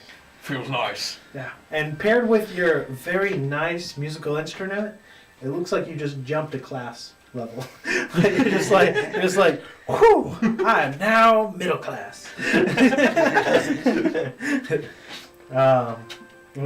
Very successful day on the market already. Life is good. When you guys head back to the library, you head to the Grand Library of the Central Trading Hub. The Grand Library of Zenith. Sometimes you find yourself having a time waiting to get in, checked in via credentials to be able to access, even the lowest levels to get in. They are very particular about logging every person that comes in and out of the library, and the exits and entrances are very well monitored, while there are a few. And it's a protection of this information. But no line at this hour, thankfully. It seems to be past or right at dinner time, and most people are either done with what they're doing today or getting ready to settle down for the night. So you have no problem coming up to check in and go to your own quarters, get your own stuff out of your locker, and you can even leave a memo for them about your so far transaction in progress. Yeah. And all of this is very easy to do. You don't have any issue or sway with this or any problem. Very familiar setting. The library itself is massive. Very familiar to yourself. You're still adjusting to it still after this time. You haven't been to it as often since he works here. Y'all's acquaintanceship and everything, you've been getting more and more familiar. And but the size is something to note. You believe there's every bit from the outside of 50 floors to this place. Knowing that what we're doing, and that it is in the pursuit of eventually this goal for the library, would I know if they have like a resource for like if I wanted to go get some caltrips, or if we needed something for a mission that was involved? There was like, can I go request some caltrips to trap this? From the library's resources, nothing of the sort. Okay. However, within like one of the general stores within the market, no problem. Okay. On the way back then, I would want to try to Pick stop up some somewhere. caltrops? Yeah. All right. Easy to do. Let me look up the cost for you.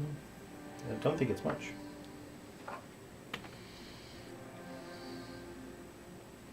A bag of 20 of them is only 1 gold piece. I gave you Nice. my gold we marked off. Yeah. Okay. So I got 100 total from Yeah. Strongbeard.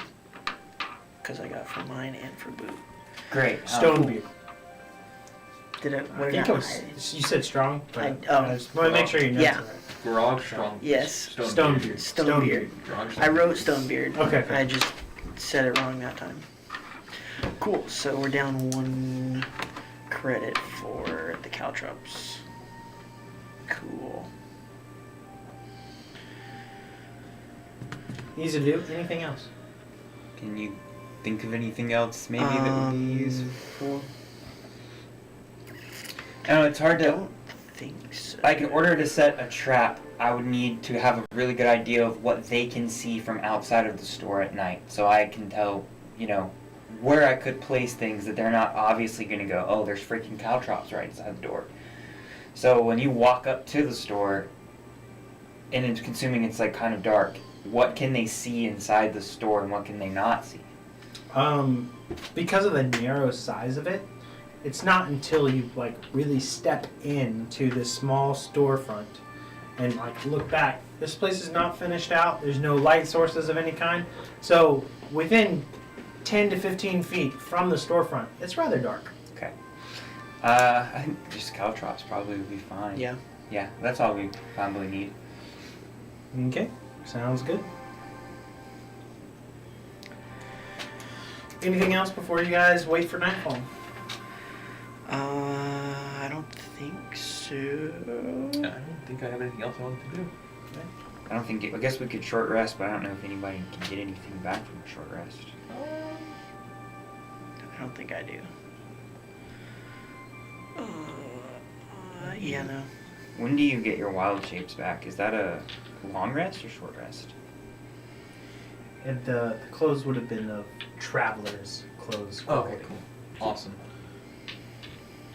Okay, it is short rest. Yeah, I would take a short rest then in the remaining time, and then the caltrops, what are they? They just look like basically like square crosses almost with points, or like... Basically, it basically has 4 points. So you have like 3 that are at the base, in either direction, and then 1 straight up and down. Okay.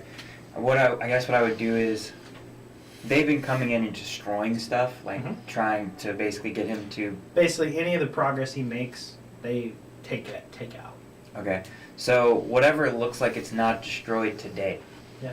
I'll go ahead and put like 2 or 3 caltrops out, and then I would put in front of the door when you walk in, but not in the dead center, like, because I would want someone to be able to come in. Yeah. but then if they were to go back out at an angle, they would hit a call trip kind of. So like, if this is the door here and they're coming in like that, it would be like clear, but cow trip on the outside. Perfect. And then I guess how should we position ourselves? I mean, I guess. Let me see if I can get you a nice little map too. Yeah, I'd probably try to be somewhere far away from the door, considering I'm very large I don't in the think I have space. any trying to think if I have any spells that could help you. I don't think I do at the moment though. It's fine. I also would probably. I don't know who I want to give it to. Probably give it to you, Boot. At some point, would tap you on the shoulder or something and give you advantage on your next initiative roll. Because Twilight Cleric. And yeah. And then I can get both of you guys for an hour when we feel like we're ready to go. Dark vision up to 300 feet. Yes! Nice. That's amazing. That is really good for the scouting job, especially. I don't think I have anything else that would help us really prepare. Yeah, at the moment I don't either. Unless, can you prepare spells on our short rest, change spells, or is it only long rest you can change spells? You know? Long rest. Okay. Yeah, I don't have anything really besides what we already have done.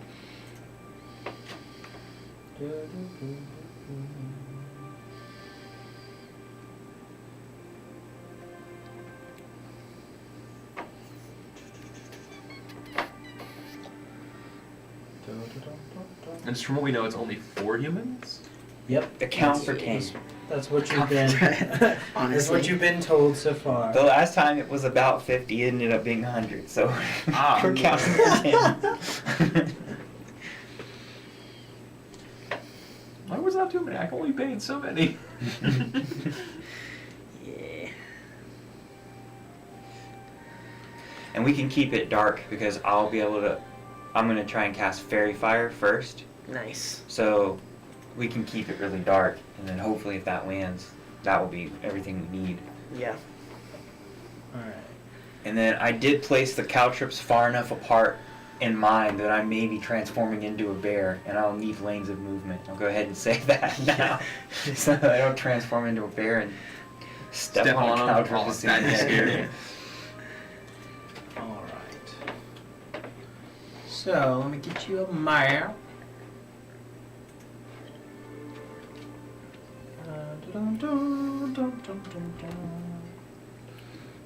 Before Robert leaves, I would have asked if there's any pattern or particular time of the evening that they tend to show up.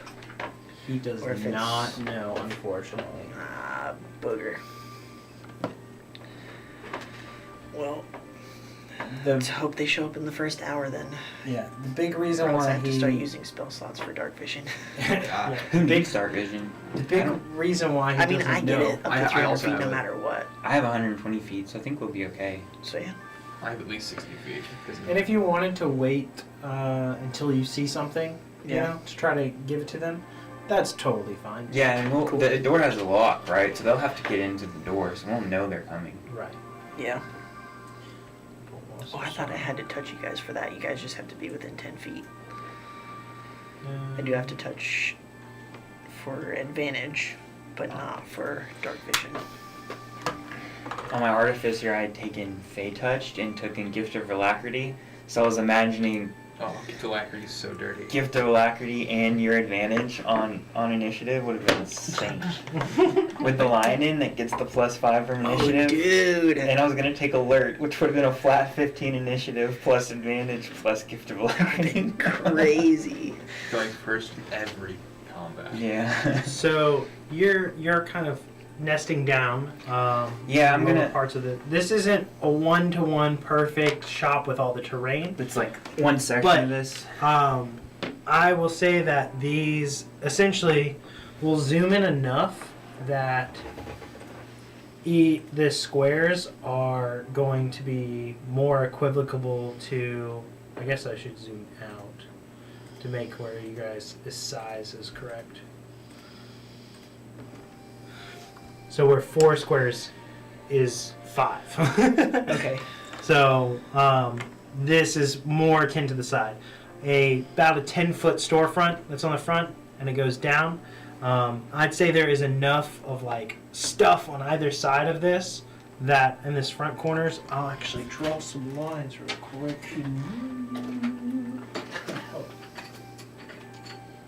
Maybe I'll just stick some markers to help show you kind of the shape.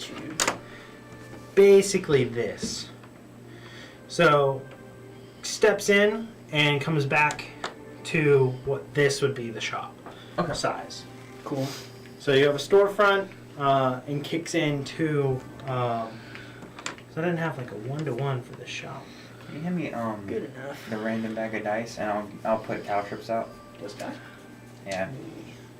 I'll just use some Also, d6s for caltrips. may need those condition rings once we start. Yeah, there you go.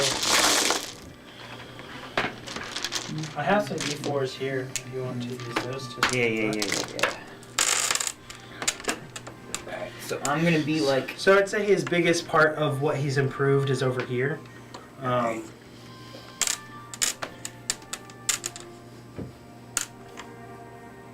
So I'll do like 4 on the entrance, but not directly in line with it.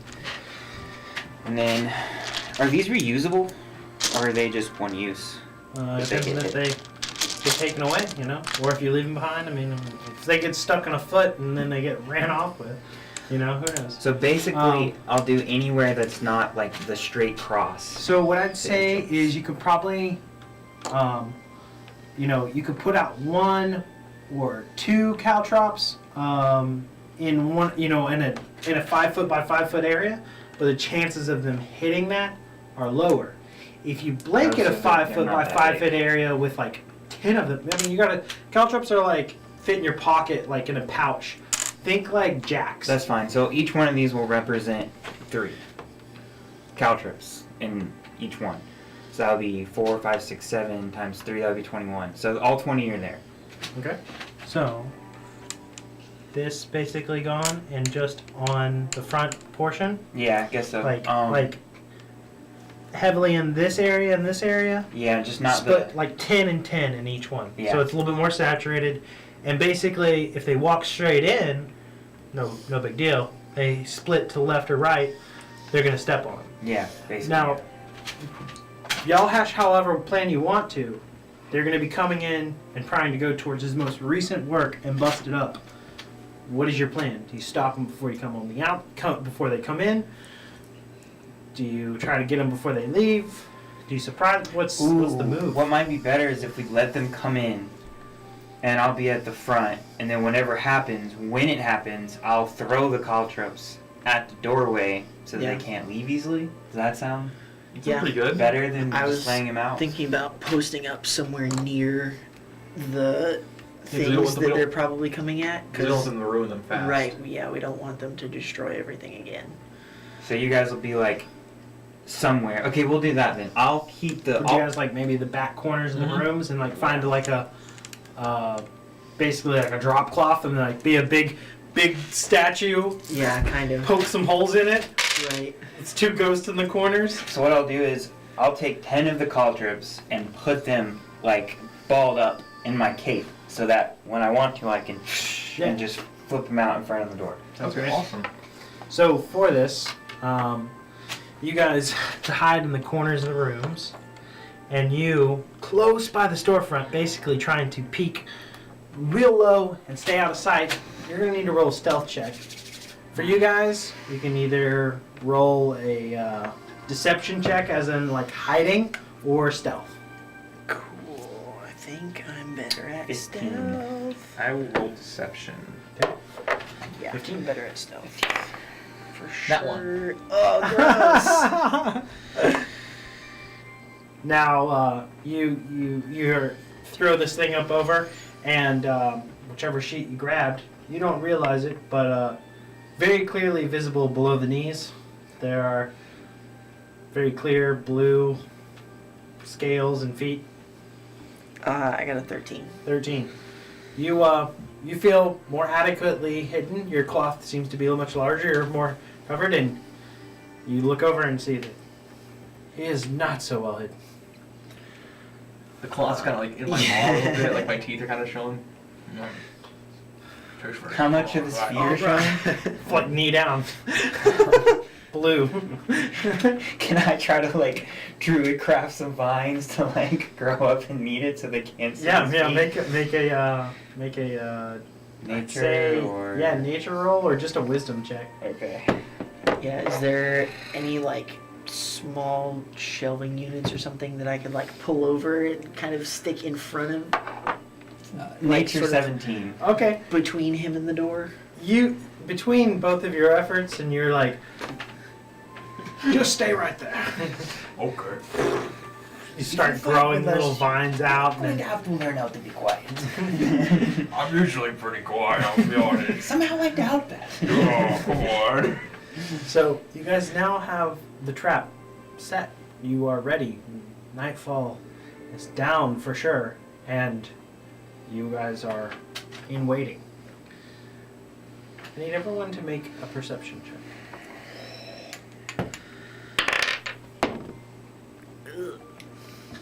14. 17. My passive is 18 though. That Okay. matters. Okay. The first hour was quite fun. Second hour, you start to get a little antsy. Time seems to be stretching on slower, and there's a cat that seems to be being attacked. Not your cat, not you, but a cat out in the alley somewhere. But it startles you a bit. Yeah. Okay. Chill out. It's about the third hour. A decent amount of traffic is approaching the shop. And from the back over there, it's hard for you guys to see per se. You really can't see too well, but you can see very well in the distance. There are 4 figures headed towards the shop. In your stealth-like position, not able to see from where you are, you, back to the wall in the corner looking out towards the street, can see pretty well. They are approaching and seem to match the description. Is there anything you do before they get to the store?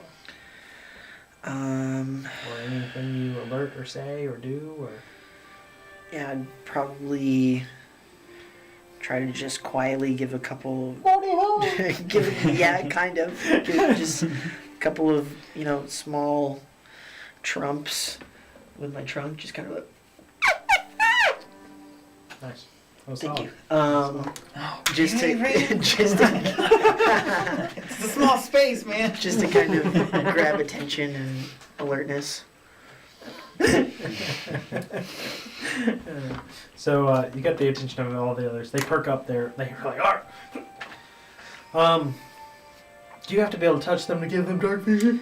They have to be within 10 feet of me. Okay. So, You would be able to give it to him if you wanted to at this time.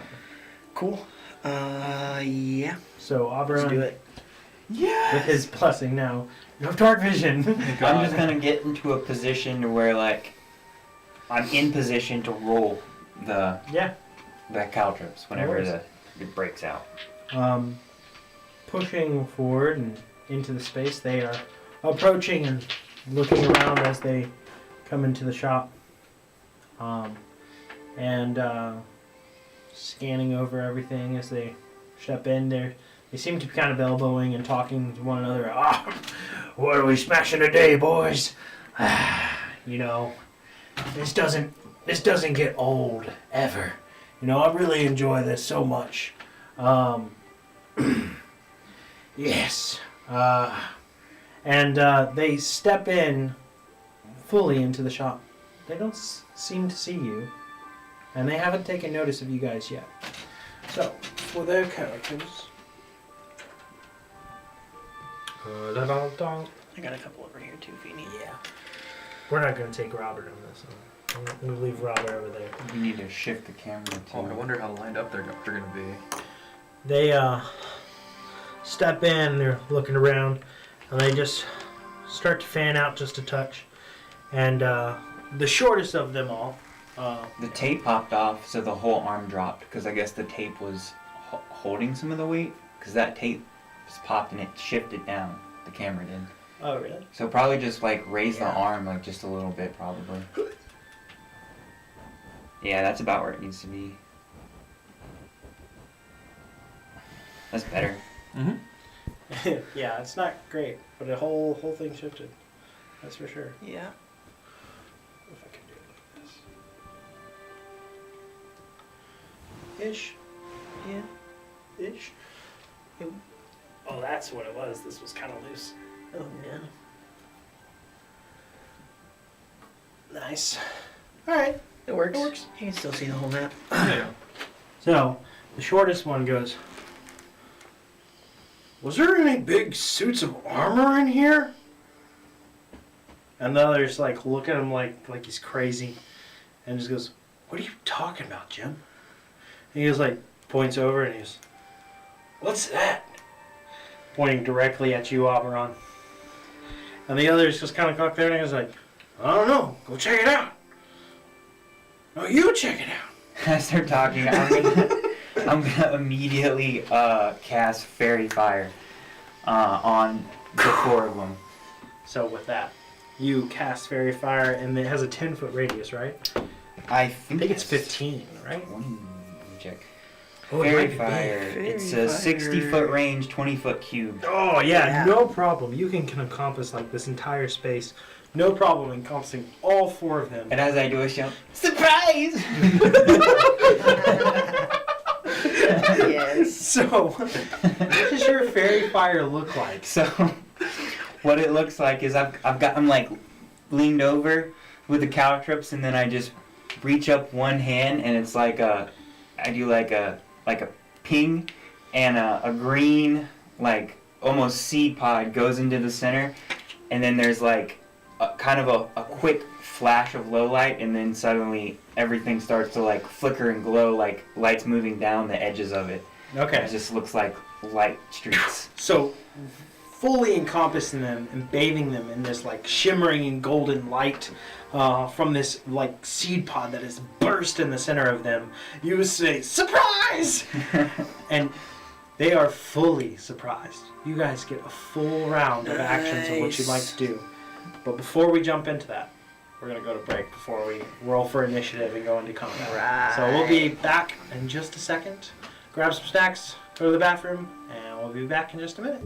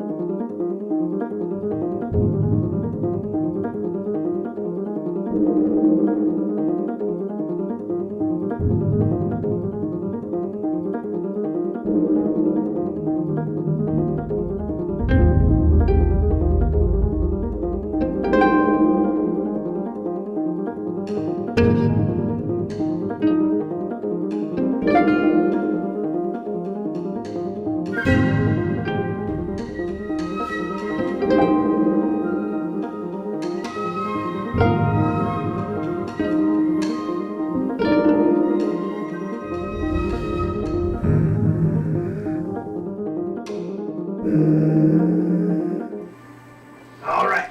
All right, we're back. We're back. Let's go. With that, I gotta roll initiative. everybody roll initiative. Oh yeah, Yes. we're cooking with fire. Hey. Or lightning. Oh, I'm not cooking much of anything. You have advantage, just as a reminder. Okay.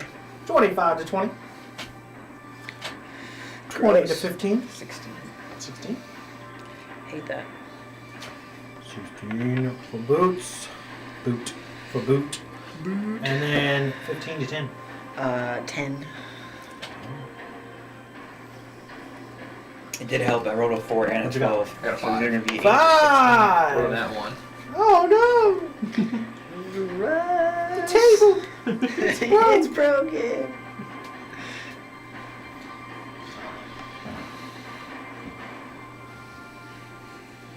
With that initiative round, the surprise effect takes place. Going first in this round, that fairy fighter would have counted for your My action. surprise action, but you have bonus action and movement. Is the caltrops, is that item interaction? To throw the caltrops? Um, if I already have them prepared in my cloak? I'd say you can throw that out as an item interaction, no problem. Okay, Because so... you were already preparing to do that, I'd say generosity, go for it. Okay, well, if I have to, I'll use my bonus action for it if I need to. But Normally, it's as an action you spend a single bag of caltrops to cover. So yeah, probably better that it was a bonus action. okay, then I'll use my bonus action to throw out the caltrops in the entrance Perfect. to the door, and then I will move. I'll move to where I'm directly on the square above that, in front of them, so they can't get out. Perfect. So you're blocking the exit here, coming right up behind the four of them, and you have the caltrops deployed behind them. They're all lit up with fairy fiber, so that everybody has advantage on their attacks. And I got my shield and my rapier out. Bookkeeper, you're up. Cool, cool. I am going to walk 10 feet this way so that I can be within 30 feet of everyone in the group and cast Bless. So the three of us get a D4 Remember the rings? added to attack rolls and saving throws. You could probably put the special magic effect on them too. Oh, It's in the lid when you open it. Open the lid and you'll see the key. Oh yeah. Blessed. And Be blessed.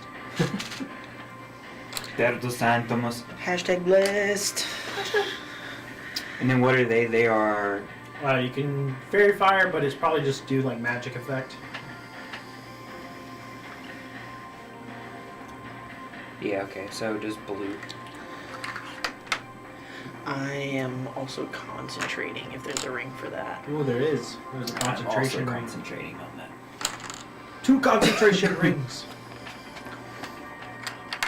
Alright, so you bless them. Anything else? Nope, that is. That's Well, I nice. guess I'd. Yeah. Keep the drip. Nice drip. I'll walk up kind of in melee here It's motion, yes? Since his birth. and stand there menacingly. Menacingly! Auburn, you're up. Alright, I'm gonna move to angle myself just so I can hit these two. Okay. And I'm going to unleash my lightning breath. Yeah. What's the distance on It's 30 feet. 30 feet? 30 feet and 5 feet wide. So You are pretty creative in your approach here, and you can get these 3. Awesome. They also, doesn't matter right now because no one's attacked, but there is a saving throw associated with Fairy Fireball. Okay? I don't know if you... Oh, there is? Yes. Oh yeah, Oh, let me do that. it's I think it's a Dex save. Dex 14 will be the save. Thanks. I totally would just be like, they're affected. Fail. That's good. Fail, succeed. So this one will guy not does have Not succeed. Fairy Fire. Can you get to choose, or is it just everybody in It's the area? everyone in the square. All right, out. Zach, So I'll would need we need to 3 make dex dex saving saves throws also? at a DC If you guys 12. weren't- All right, DC 12. You weren't in As there. you erupt It only with affects people lightning. that are in the area when you cast it. Yeah. Okay. So I if the think map they opens, choose it who goes. it affects too. The lightning streaks out. 2 of them fail. 1 of them succeed. 2 damage. 2 no! And the past 6 points. Okay, so great effect. It just seems to go and scatter all through the air. The errant arms of the lightning not seeming to find as much purchase as you would like, but you light up the space. Damage Hey, is damage. You know, It's true. shot over the bow and away. You know, they're intimidated. They're all shaking in their boots. And now we kick out of surprise order and back to the full initiative. And this guy and this guy go first. As this one is going to... Everything's all happening at once. He grabs his sword and he goes to swing at you. And this guy's going for you. All So, first attack going against Boot. It's so nice to have D&D shields back Right. and not have to use paper. 19. Jeez. Oh no. Let's go. That's just over my AC. That's going to be 7 points of slashing damage as he rakes this sword across your chest. And now going after Oberon here. 19 as well. That's a hit. We coming out the gate swinging, boys. Let's see what this host does. Oh, okay. 5 slashing for this one. How's it? Coach there. Goes, yeah. And What, that would just be a 10 con check with that much damage? yeah, just a 10 concentration. You succeed? Nice. So, with that, that's the end of their turn. They look completely flustered and not ready to have been squaring off, but they respond valiantly. You are up, Boot. Please try to remind me about the con saves, because I'm not used Will to do. spellcasting. It's going to be a group consensus I to got do you, man. because Yep. Alright. Lazy Boot. keeps it on all of us. Lazy Boot just smiles at the one that just hit him and said, "You would have preferred if I would have stayed Lazy Boot." And as I'm talking, my voice is getting deeper, and suddenly it's like, "No, you're gonna die!" And I'm transforming into a brown bear as my bonus action. I wish I had a brown bear like token Right. because that would be Great. so sick. How about this one's brown? Wait, it could be this? It'd be better if I transformed into a spider. That works for me. And then I'm going to make an attack on the one that just attacked me. All right. Does So bonus action, shape, and then action Is that one? That one is one of the ones that. is Doesn't. affected by fair fire. It is not is. You're Okay. in range of both. I want to attack the one that is. Okay. And let me get my busted hit here.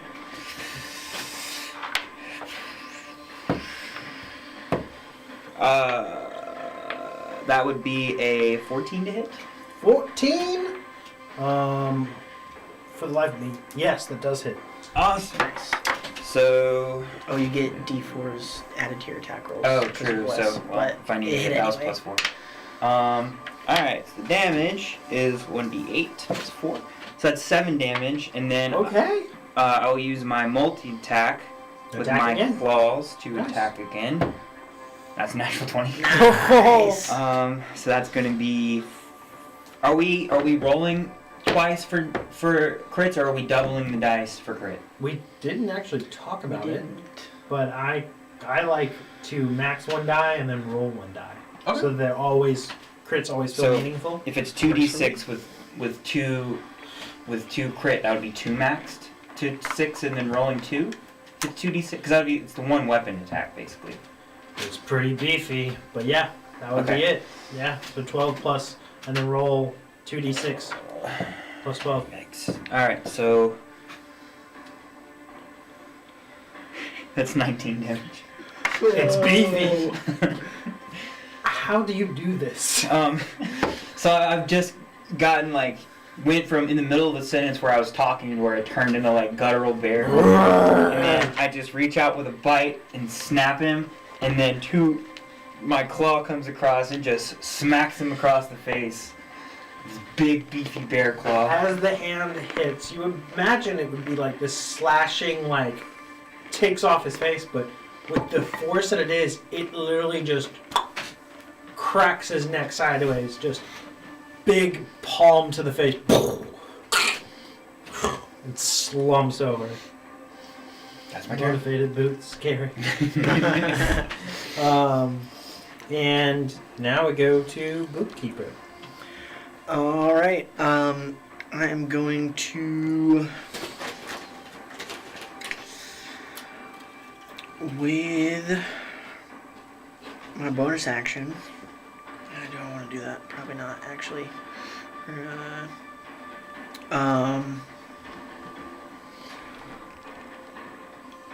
Cast.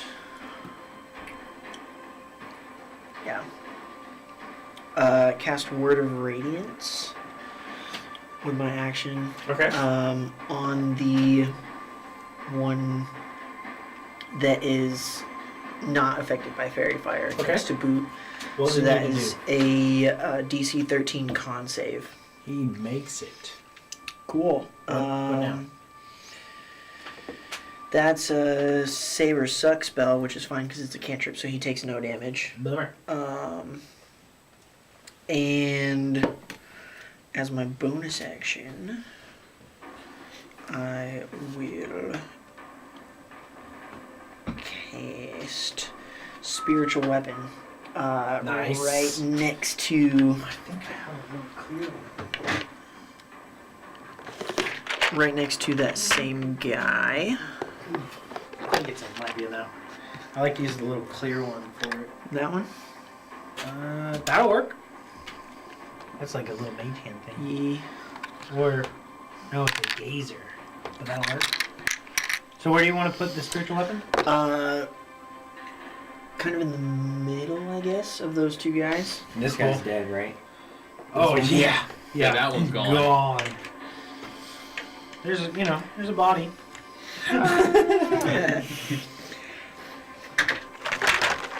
And I can make a melee spell attack as part of casting it. So I will attack the guy that I just tried to hit, even though he's not affected by fairy fire. Plus a d4 for bless. So that is 15 to hit. 15. That would definitely hit. Nice. So that is a d8 plus 3 force damage. That's disappointing. I rolled a 1, so that's 4 damage. On this guy? This one? That one. This one? Not a Yeah. damage. Okay. Yep. Alright. And you said how much again? 4? 4. And that is the end of my turn. Challenge good. Now, the one that died and this one was on this initiative, so it's just gonna be this guy. He is squared up right with you. He's looking at your massive size. It's like, and he's going to try and get out of here. So he turns, Sick. and he is not disengaging. He is just running. I'm going to take an attack of opportunity then with my mace here. Same. weapon gets one too. So he's got to make. Oh, yeah. Yeah, so you can make. I don't think the spiritual weapon gets an attack of opportunity, but you for sure do, and you for sure do. And he's got to make a dex save to try to get past these caltrops. Cacked. Oh, that's really nice. With my 24 hit. mace. 24 hits. Big claw. Also 24 to hit. Okay. He's scared. He's taken 2 damage so far. And the second one's like a 28 to hit for multi-attack. You only get 1 attack on your Opportunity reaction. attack? Opportunity Do I attack. choose if it's bite or claws? Yeah. Okay. That is 8 bludgeoning damage from me. Let's go. I'm not using this dice anymore after this because it's rolling like crap. 8 damage. All right. You see that he is looking rough, and as he goes to run to the caltrops, and he's trying to get out of here. 1 damage takes it. Let's go. No 1 piercing damage from caltrops. It's like just enough. He's like, oh, ah, You can't and catch me. falls and just a whole stomach full of caltrops. If a bear could laugh, you would hear the laugh. So, Yogi's going off. quite a mess you got here now, as the last 2 are full on in panic. This isn't good. But it goes to Auburn. I see.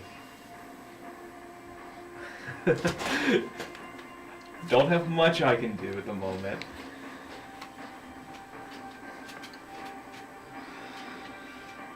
I'm trying to think here.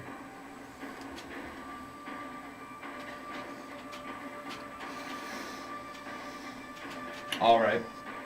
I'm just going to simply move back.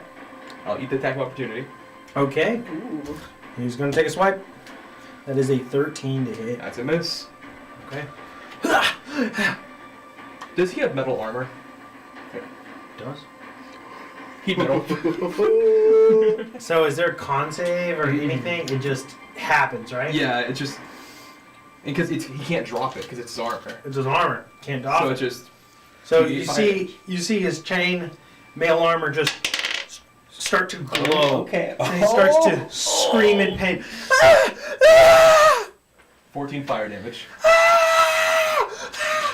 He starts waving his arms back and forth in the air. He's dropped his weapons. He's trying like heck to get this off.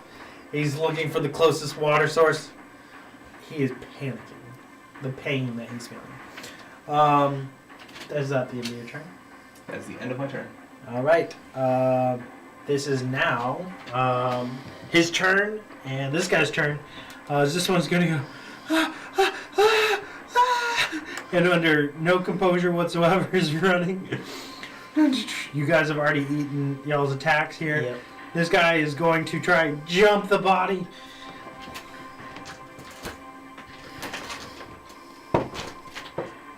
He does so. He doesn't get much further. He is just outside the door, running into trying to head towards the water. The water in the canal is like probably another 40, 50 feet roughly from this front here. It's where he's going. He's gotta get there. Full panic. Full blown. Like Wilhelm scream kind of. The other guy, he is seeing all of the commotion, all this. He's like, he drops his weapon. He goes, I surrender, please no. With that, Boot, you're up. Mr. Bear. I'll turn around and I want to jump. What is jump? If I jump over the caltrops, is that a bonus action, or is that just part of movement to jump over, like a normal jump? Yeah, you can just jump over. Yeah. Okay, I'll just jump over and I'm gonna attack the guy that's fleeing. Okay. And No he problem. he still has Heat metal. fairy fire on him. And Fairy Fairy. Yep. He has double fire on him. This poor man. What's the hit? 16 to hit. That'll hit. All right. So that is 11 damage. Is that enough? 11. After what you did? Yeah, of course. Yeah. Okay. That's enough. He is out for the count. Does he take any damage from hitting something that's on? He does not. Oh, man. That's sad. I thought there would be some contact burn here. I'm gonna say there is. I'm gonna say this is 1 point of fire damage to you, sir. As his body drops and it's just simmering and smoking. So I don't know how multi-attack it's a multi-attack. Whenever I land the first attack, I can make the second attack. Yep. So if I can get back to the You other have the assailant, movement. You can break up your movement and attack with again. all right, then I'll go back, but I won't have advantage because he doesn't have fairy fire Yep. on him. You jump over, you jump back, and you're going to hit that guy. He threw down his weapons. His hands up in the air, and he's like, no! Oh, he's okay. Well, then Yeah, he's I'm gonna smack him with try non-lethal All right, ball all right. slap. So might not hit though. 6. That's a 14 to hit. 14 to hit. We'll hit this guy. Nice. Not using that one anymore because it sucks. That one sucks Oh, too. gross. 2 1s. 6. Non-lethal slashing. damage. Non-lethal. You're trying to get this guy out. He definitely takes damage from the blow, and he's like, "Please no, please spare me." Bookkeeper, you're up. Cool. Then I'm going to run up to him and do I have? I don't have rope. Why don't I have? Okay, it's fine. I'll just kind of. I guess I'll grapple him, hold him in Okay. place. Make a athletics check here. Did you have advantage on it from fairy fire? Or? Yeah. I don't know. How that Yeah, works. yeah, I would say so, because that would be. Oh, he doesn't have fairy Yeah, fire. he's does not he? affected No, by he doesn't. fairy fire.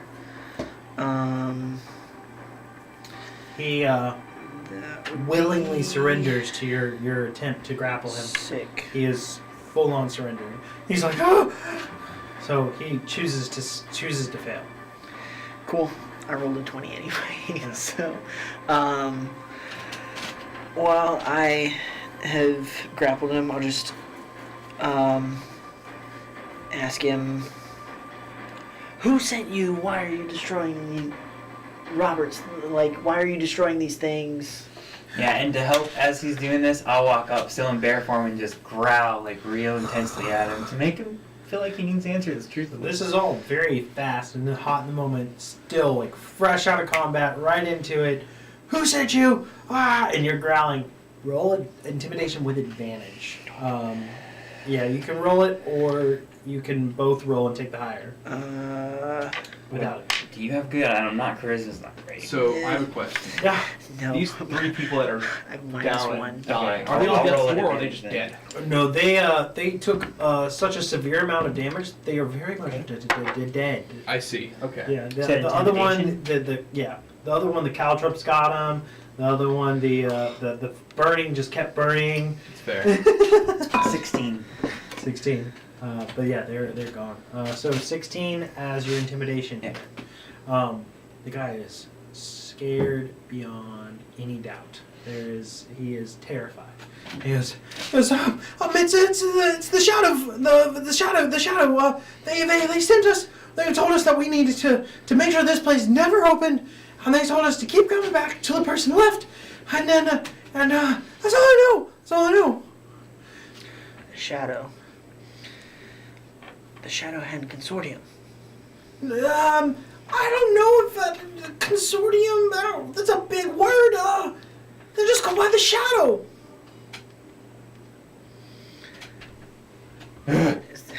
Yeah, I'm like, I don't know if there's any other information we can give Is this there- guy. can I insight I check was him? just gonna ask too. Do I believe that he's telling the truth? Both make insight checks.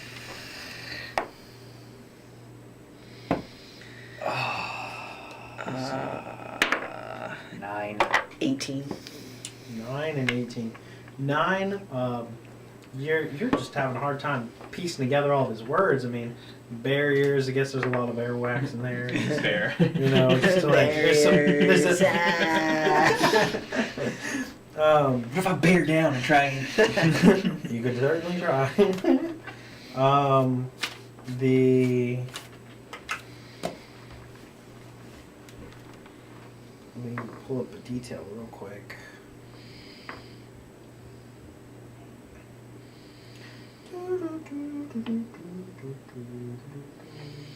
I guess I would also be trying to glean if he's withholding any information. Understandably so. I'm making sure he gets full facial of bad breath. Bear. And just Oh, that's just me. Maybe I killed his friends, but that's just mean.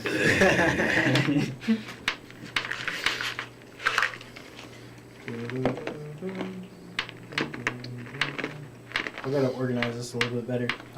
But you can tell he's 100% truthful of what sent him, and he's like, please, no, just spare me. I was along for the gig. I mean, I just got roped into this. The Shadow. I frequent, around being in all these parts. Is there anything I could roll to try to see if I've heard of that name before? Make a history check. You can as well. Sick. Oh, you can too. Well, not sure if Motivated Boot was ready or not. Gross. What did you roll? I think 5. What is it? History. 17. I've got a 12. Oh, yeah. I think I do have an ability that. Oh, you have Bless still. We still have Oh, Bless you on. do have Bless, you're right. Oh yeah. That's attack rolls and saving throws though. Oh, it's not ability It's not checks? skill Not checks. skill checks? Dang. I That's do fair. have a. I don't know if this would help in this situation, but I have a feature called Elephant's Memory. So if I spend a minute thinking, I can accurately recall any face, name, or location I've been to in the past 10 years. So I don't know if that would apply in this The situation. longer time you spend with this, the more details you're able to pull up and like really apply. But in the hand, you with this, and you're familiar with the area, the person like fully doesn't understand the word consortium, totally threw them off, but it is very much you're picking up right on vibe. The Shadow Hand Consortium, that faction that deals with a lot of these backhanded deals, seems to be the ones that sent him. Well, that's troubling for poor Robert. 'Tis indeed. I don't think we can gain any more information from him. No, I'm helpful. I'm helpful. Please, no. I can take you back to where I first met him. Please, anything. Thoughts, gentlemen? That sounds like a decent enough idea. Although we are. Bear shrug. All right. Alright, well. I guess we're following you then. Okay. All right. We've got to head over. It's kind of close to the docks. It's a little bit of a ways away. Good. Didn't get to walk it. And I'll kind of let him get up and then. Guys, one thing you note is that you've drawn a little bit of attention with the eruption of some lightning and other spells through here, and a little bit of clamor and noise and sound of a bear, and now it all in the shop contained a problem with bodies. What do you guys do? Do you leave it as is? Do you proceed out into the thoroughfare as is? I'll drag the bodies into the furthest corner of the shop in the darkness. Just drag them over into a pile. I don't feel like we did this unjustified, all right? Because we were hired basically to do and it. they broke into this store. Yeah, so I'll just toss them over in the corner, still in bear form, and just to minimize the look in the shop. Right. Any manner in which you guys proceed, specifically leaving this place? Any formation? I would be probably I would keep a grip in some form on this guy that we're following. Like I'm on his shoulder right behind him. Okay. Either like grabbed him by the collar or one of his I'm arms just or gonna walk something. right or- behind him. All right. So I'm gonna follow there. behind them, and I'll keep my spooky ghost sheet on. Yes. So an elephant, a bear, and a ghost fall down. Yes.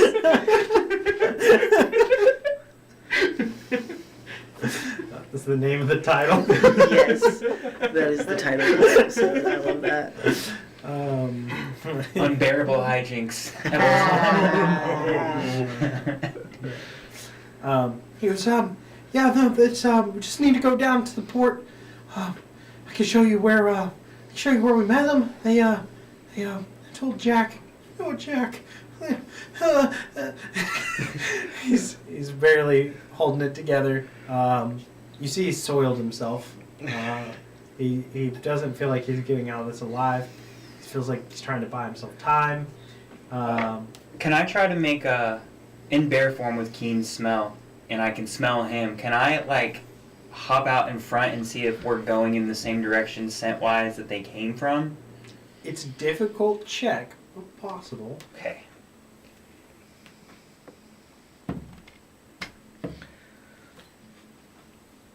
What was it supposed to be? Perception? That would be perception. 25. 25. Very well. Very keen senses. There are a lot of smells that come through the market space, and a number of them. And you find yourself picking up on a trail that is heading back towards the dock. You're not confident how long you can keep it, but you definitely feel like he's not wrong. They came from that direction, and he's leading you the way he came. Okay, I'll So- just give a bear nod. Cool.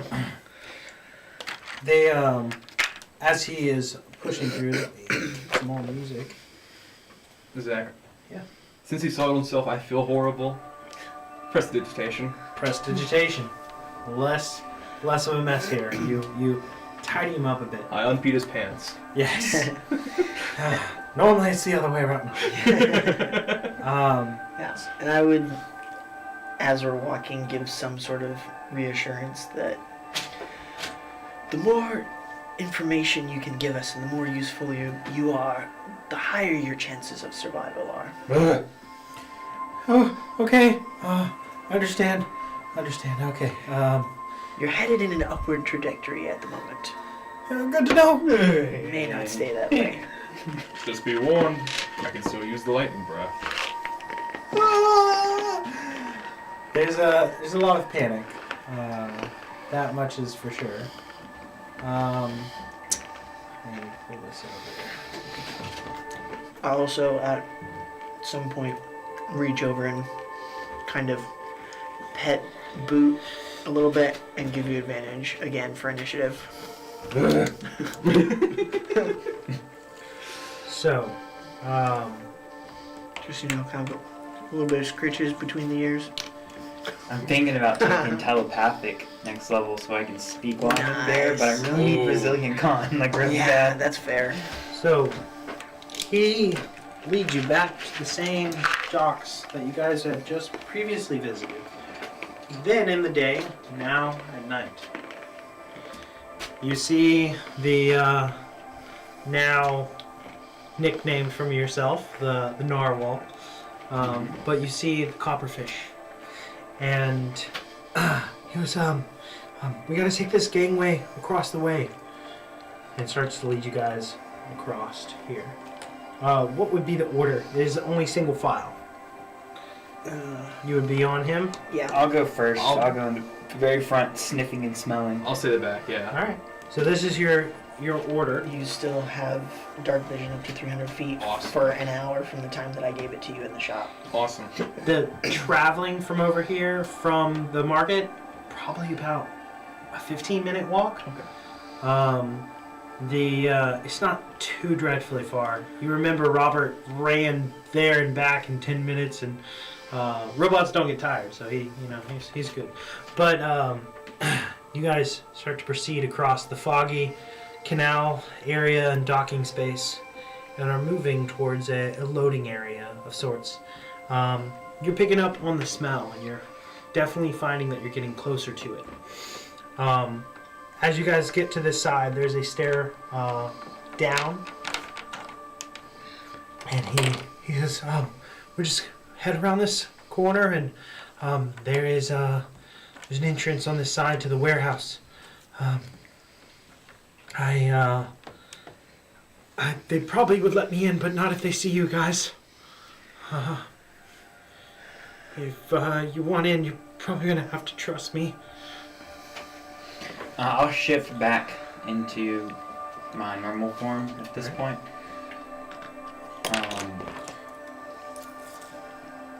Well, that was him. That was you, right? I think. It's okay either way. And just be like, how careful should we let him in?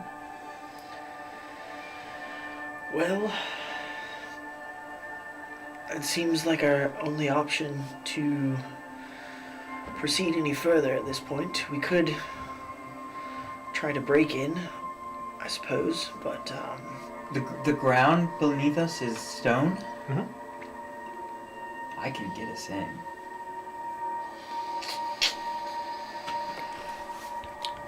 The question is, do we trust good. this guy? And what he's like leading me to, and what is like 15 feet from you, is this metal door that has a slit-like visor that Phantom would come up with password or have a familiar face and say, "Hey, everything went sideways. Something went wrong," and try to get him to open the door. So that's what you're seeing the situation walking into. What if we like stand against the wall and we make him open the door so they can't see us? And then, do we have anything we can use to like? How long does suggestion last? A minute? Or command? I don't have any second level spells anymore. Okay. And I only have one spell slot left as well. I believe it's only 1 minute. Yeah, it's only 1 minute. Do you think we can? No, I think it's suggestion lasts up to an hour until it's like completed if it takes effect. I think it's pretty powerful. Yeah. Suggestion is up to 8 hours. Yeah. So like if you're like walk until your feet bleed. Yeah, I just don't have. Or if something. I had command, we could do it. But I sadly don't have it. I don't know anything. Do you think we could Yeah, like I get- intimidate him into making sure he's not gonna lie to like tell them about us? Anything that y'all think y'all want to attempt? The Okay. guy is very much yeah. scared. I'll put my hand on his shoulder and be like, do you remember? It might be my friend the bear. You remember? Yeah, you just were the bear. He's got a good. I like this guy. Because he remembers. Walk in. Don't make any signs of foolery, or you'll get to sleep with the bear tonight. Would you like that? I don't want to sleep with the bear. Then don't say anything.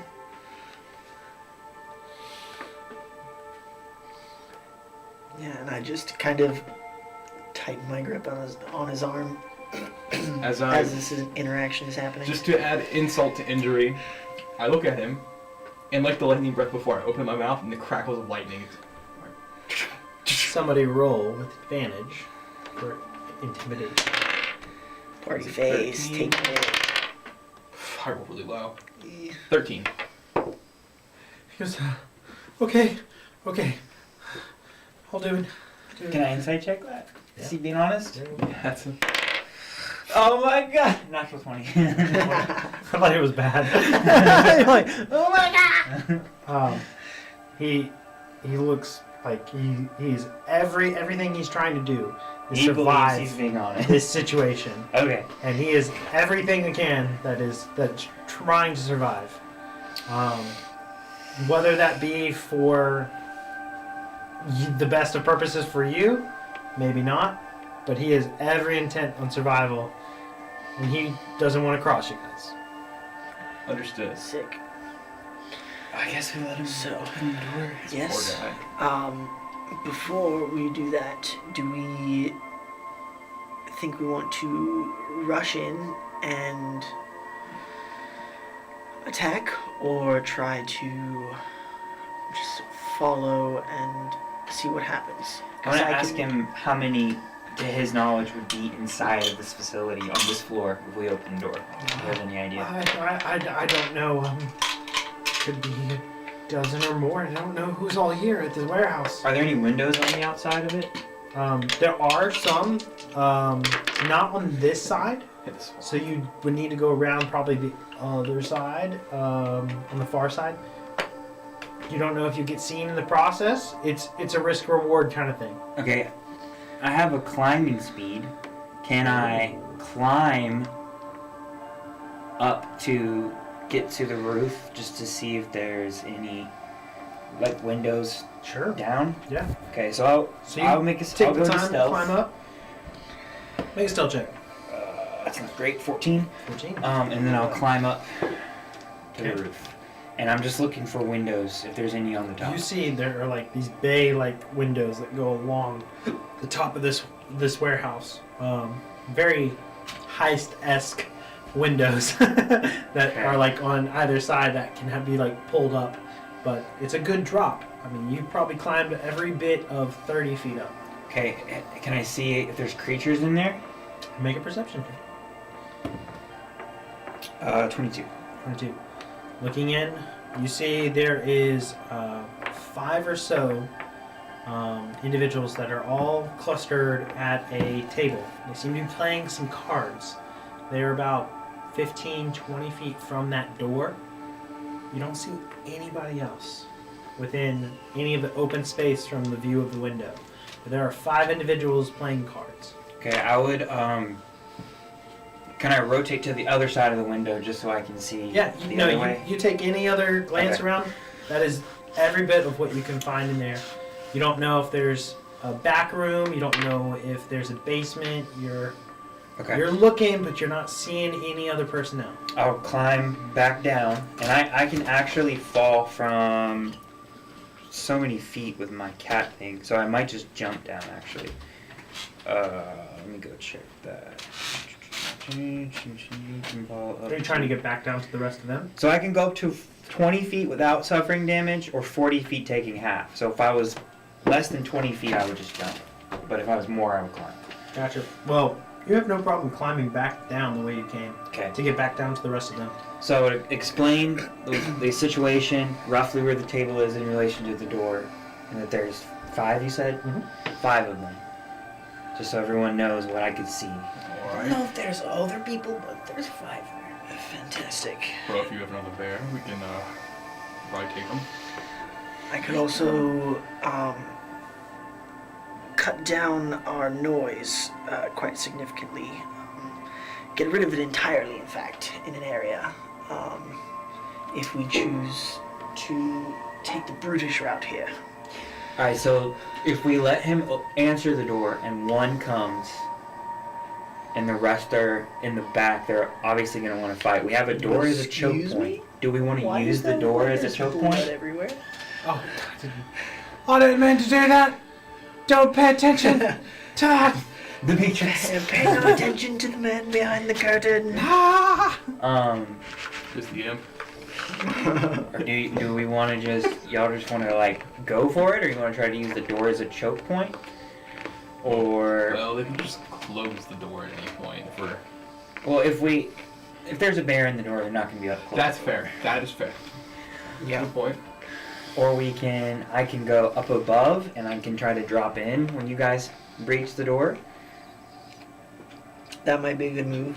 That'd be sick. I kind of like that idea. Alright, so if there's That's the super door, cool. Yeah. and we have the guy, our plan would be for him to open the door and talk, and then what? What would his objective be? Like, just to...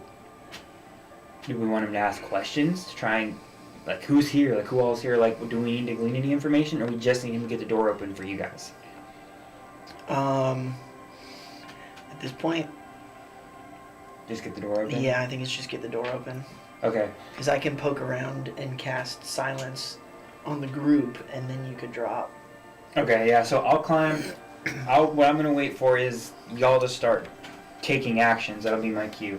So I'll climb back up. Do I need to make another stealth check for that? no, you're now you kind of like know your lay of the land with that. You move back up to the roof, no problem. And the window's closed right now? It is. Does it have like a latch on it, or I want to prep that latch, open it? Make a sleight of hand. Okay. I think I know what it is, but ooh, that's not good. That's a natural one. So 7 dice.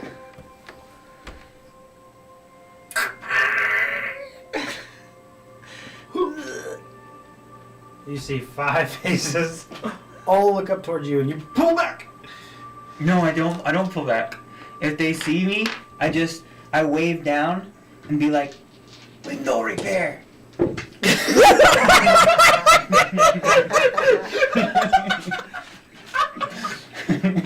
Yes! I love this. Squeaky latch, no squeaky latch. Make a disadvantage check. I mean, not disadvantage. It's a deception roll. Just a flat roll. Because of the comedy of it. 18. Yeah, let's go. They all like look up, and you're clearly not trying to hide, and you're like, And I'll move the latch like, squeak, squeak, squeak, I'll fix. you see like 3 or 4 of them. They're like, they just go back to playing cards, but one of them like gets up and he's like,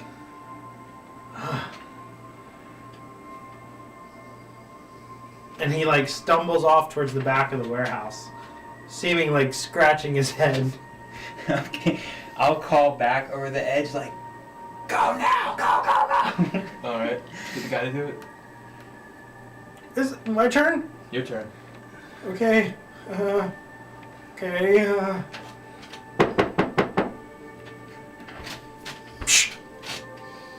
What?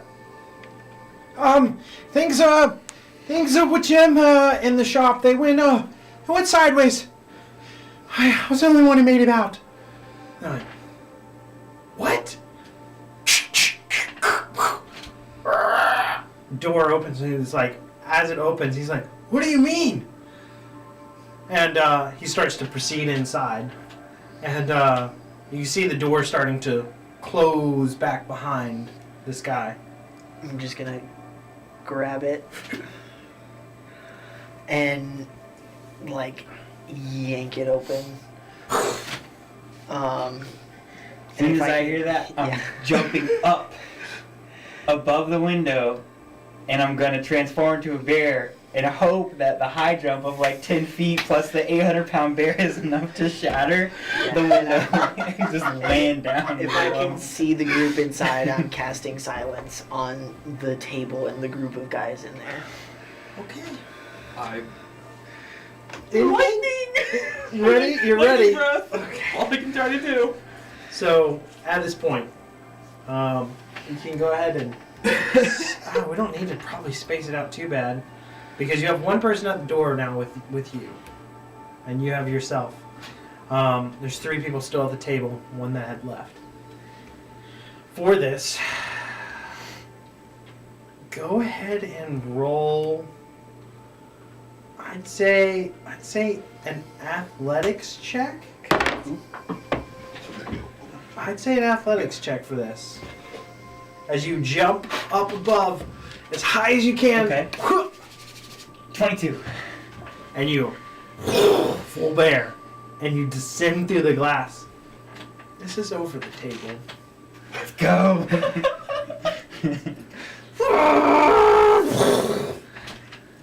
They're going to try their best to get out of the way. You have cast silence. So this silence erupts over this spot, this cone, and just you see this, and just nothing. Yeah. And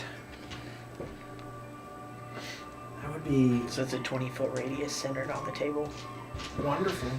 You guys don't hear anything but the crash of glass up above. If a bear could belly flop. You mentioned the werebears dropping in, but now we're just seeing a normal bear dropping. For this,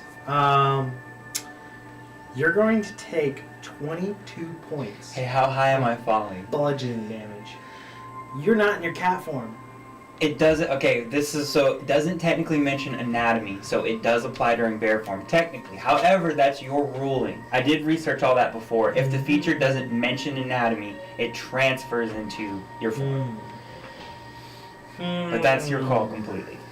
I feel it's like the cat's full function and design to be able to land gracefully, be able to leap far, other things like that. Because I wouldn't be able to like let you use that ability to jump further, you know, that a cat might have, or you know, dash faster in a different form, you know, kind of thing.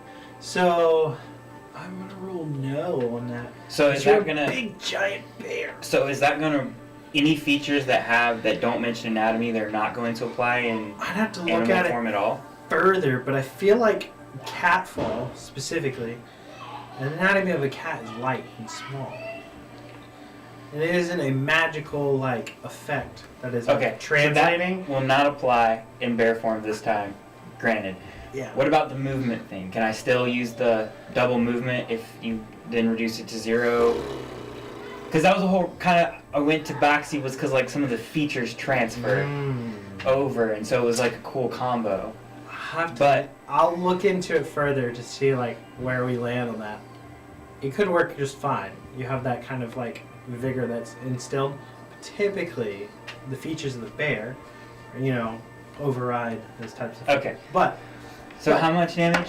22 points of bludgeoning damage. They have to make dex saves or take the same.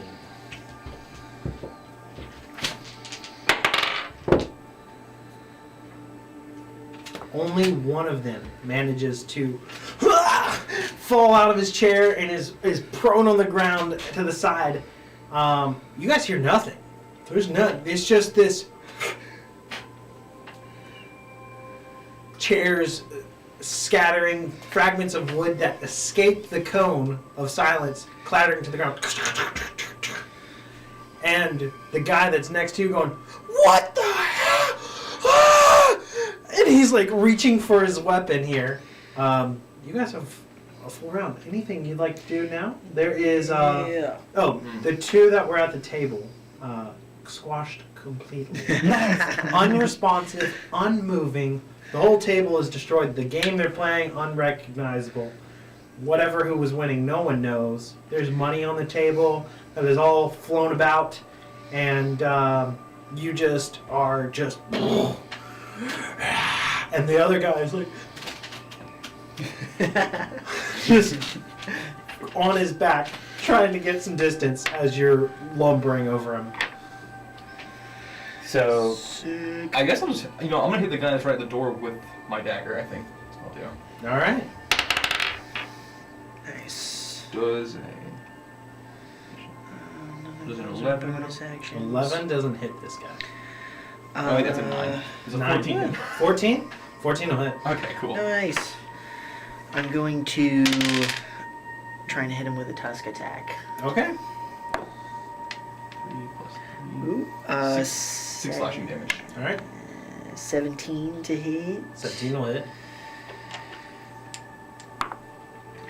9 piercing damage. 9. All right. Between the two of you, he is shaking up pretty badly. And he's like, wait, we can talk this out. We can talk this out.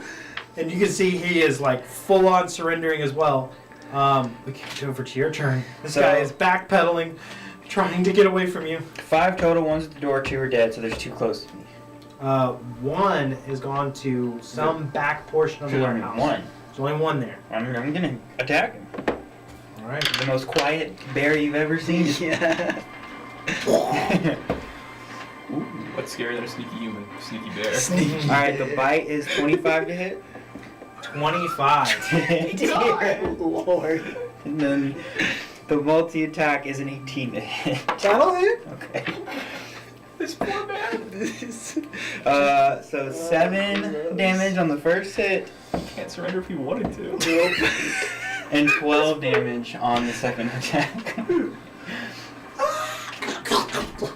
Just destroyed.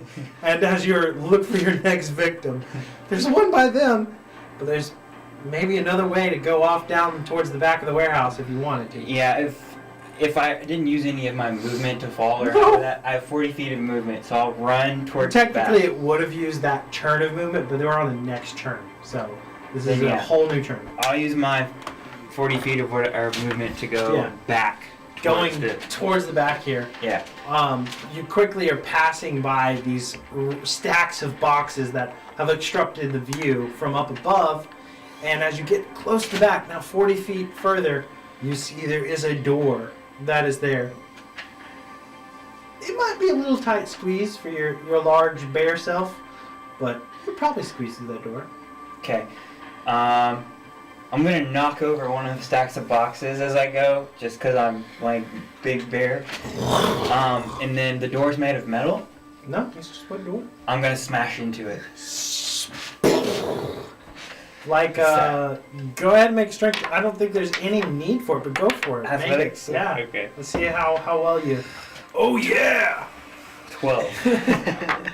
12. Smashing through this door, shattering it to bits. You come scrambling to a stop in what is this 10-foot by 10-foot room as you have knocked over one person from the impact of this door, and there are two others in here that are like, "Ah!" and are like trying to scramble back towards the back of the room. They're very surprised. This is our round, not our surprise round. We haven't rolled initiative, so I don't have any actions left, right? That was everything for you. Okay, Yeah. that's it. And now we roll to you guys. Sick. This guy's trying to, please no! And you already have the other guy that's right there beside you too. Yeah. That is just like, no weapons, no nothing. It's just like,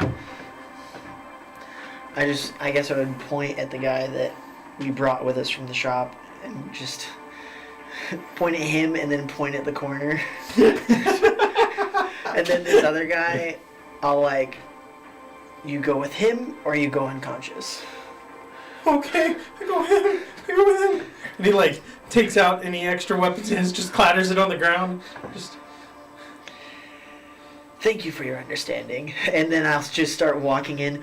Boot, don't kill them all. We need information. You would hear this from there because he's not within the realm of the sphere of silence, so you'd hear it echo through I the cross. probably drop silence So, at this point, yeah, just so I no can worries. have concentration for something else if needed. Yeah, and now kicking over to you. Alright, so I mean, let's You see. have that metal door behind you that's open, and you have this smashed to bits table with 3 bodies around it, and then you have the 2 surrendered people God. going in the corner, and you have Boot at the far end of the warehouse, 50, 60 feet away, and you have him approaching, going towards them. Okay, so for my object interaction, can I slam the metal door shut? Just because we don't need the interruptions now. And I'll just start making my way towards Boot. Okay. And I said, how far away how close am I going to be to them at that point?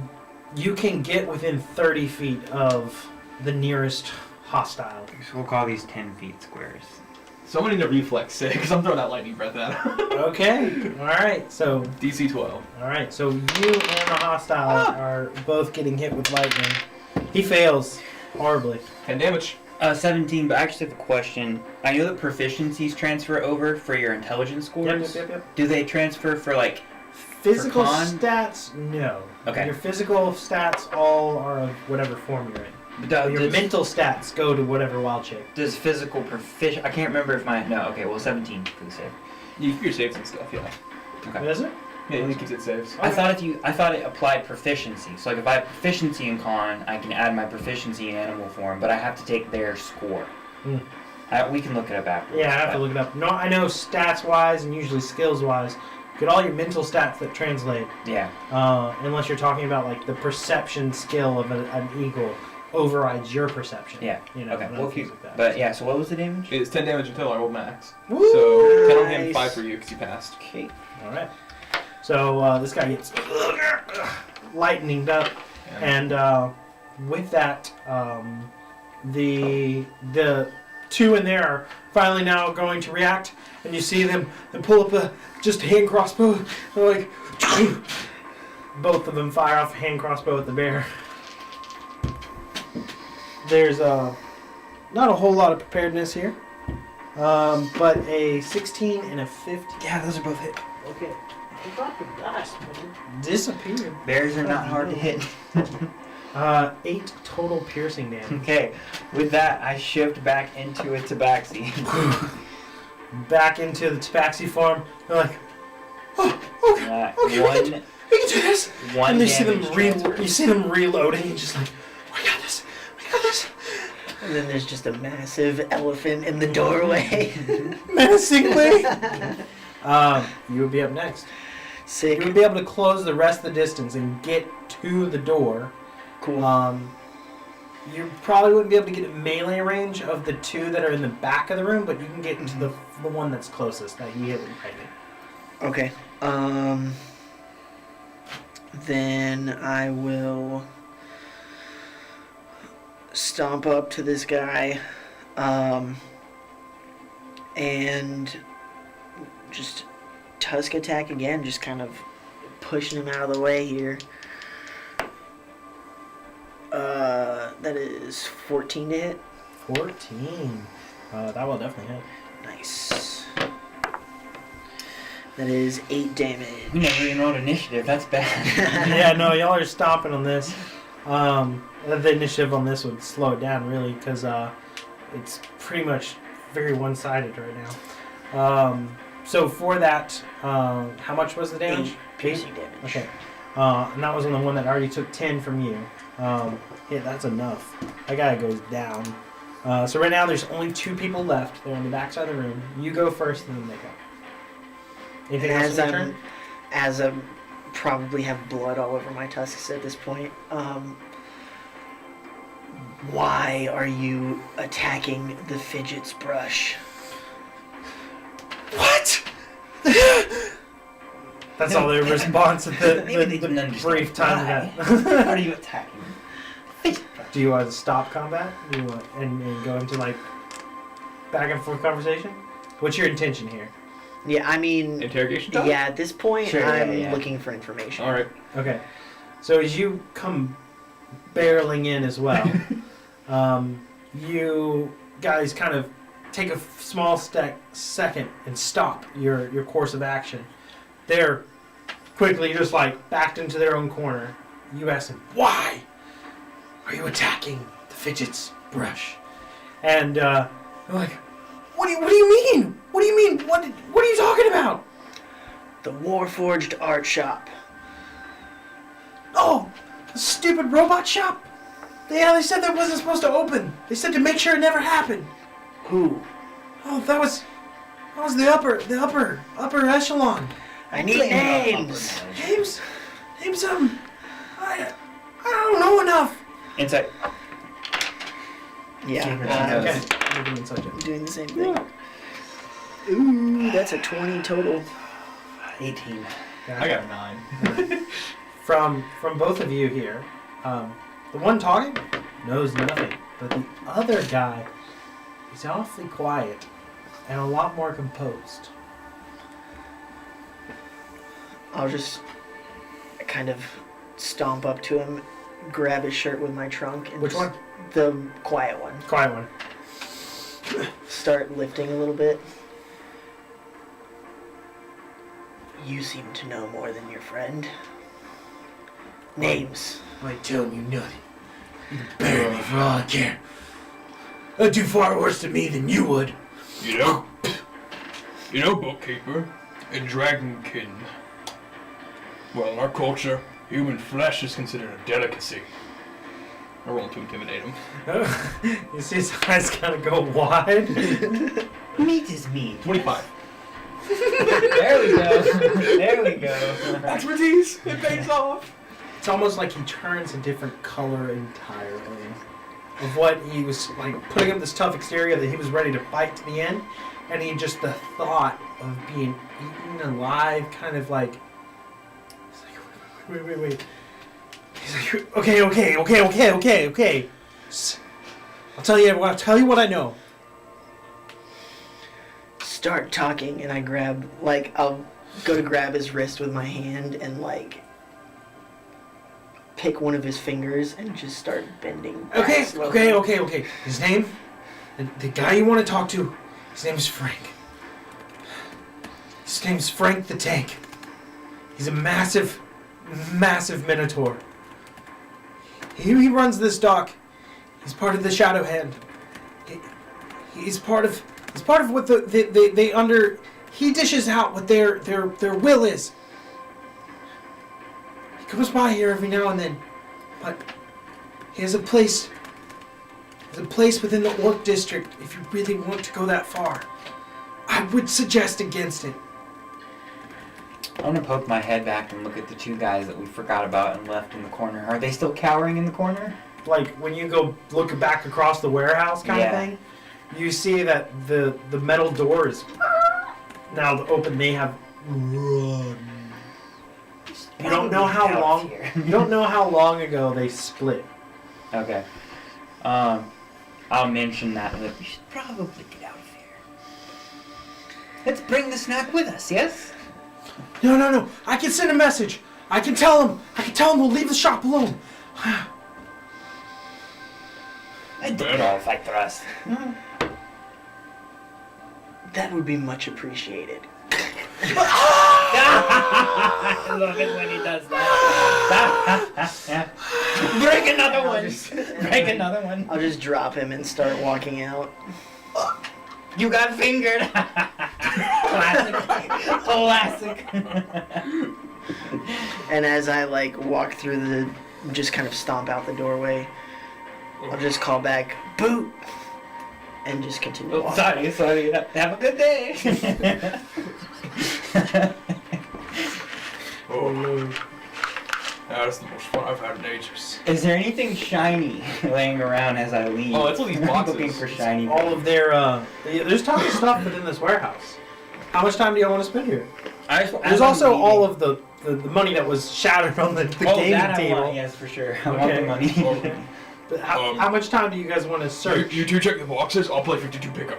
Well, he's already walking out, so I'm like, as I'm leaving, I'm just purveying, and if I see money on the ground, I'll just like quickly pick it up and continue. Like, Okay. Not okay. stopping to search. So he wants to just hit the table. You're just Yeah, I'm just kind of going. piecing out. Do you want to try to search through I'm stuff? not taking my chances now. I'm leaving. Okay. I'm getting out of here. I'll just pick up the gold that was on the ground from the broken table and then follow out. Okay. The only thing I'll do is I'm just gonna prestidigitation of bloods around to help cover it up a little bit. Okay. Well, cover your tracks a little bit as you're. There's as a you're leaving. bear-sized hole. Well, they're not gonna know it's a bear when they look at it. I'll be honest. It's just Looney Tunes perfect bear Perfect shape. bear shape, perfect silhouette, And belly Just- flop. just straight through it. When this gets animated, no.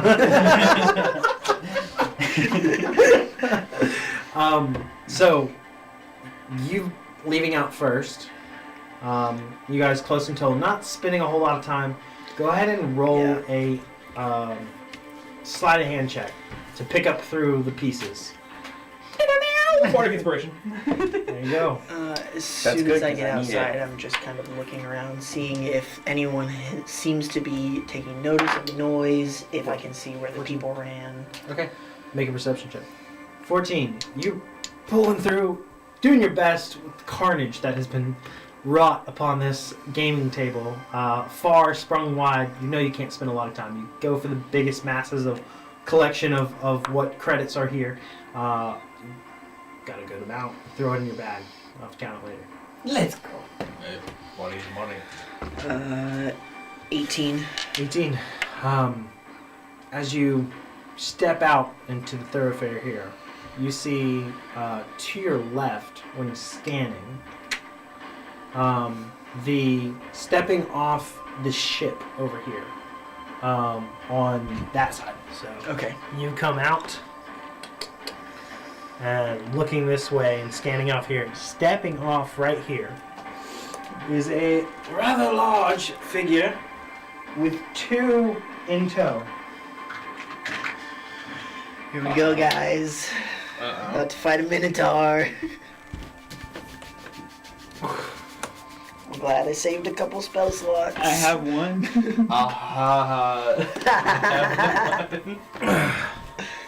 So, as you step out and see, you can, as you scan over, it's on sight that now he has stepped off and he sees over in your direction. It's like,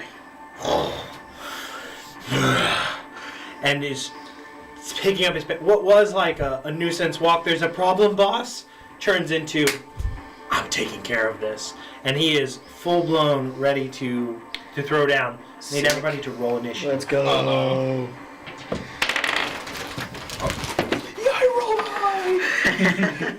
I would roll a natural 20 on initiative. I'm rolling bad with advantage. So I guess it's a good thing you gave me advantage, because 25 to 20. 22. Oh, I also got 22. Ooh. Let's go. Who has a higher dex? Rollies? Rollies? Probably you. I have a +2 for dex. I have +3. Alright. I want to go with just that, or you want to roll for it? Y'all's turn, because that dictates the rest I'm of the gonna campaign. I'm gonna Bane, so probably let me go. It doesn't really matter, actually. So you either let your stat Yeah. determine it, or you guys can always roll these off. And Or- whoever just rolls a d20 and gets higher gets it. I'm thinking rollies. Rollies. Well, that'll be the precedence for the rest of the Another campaign. natural 20. I got Okay, so you'll be up first. All you. 14 for me. Okay.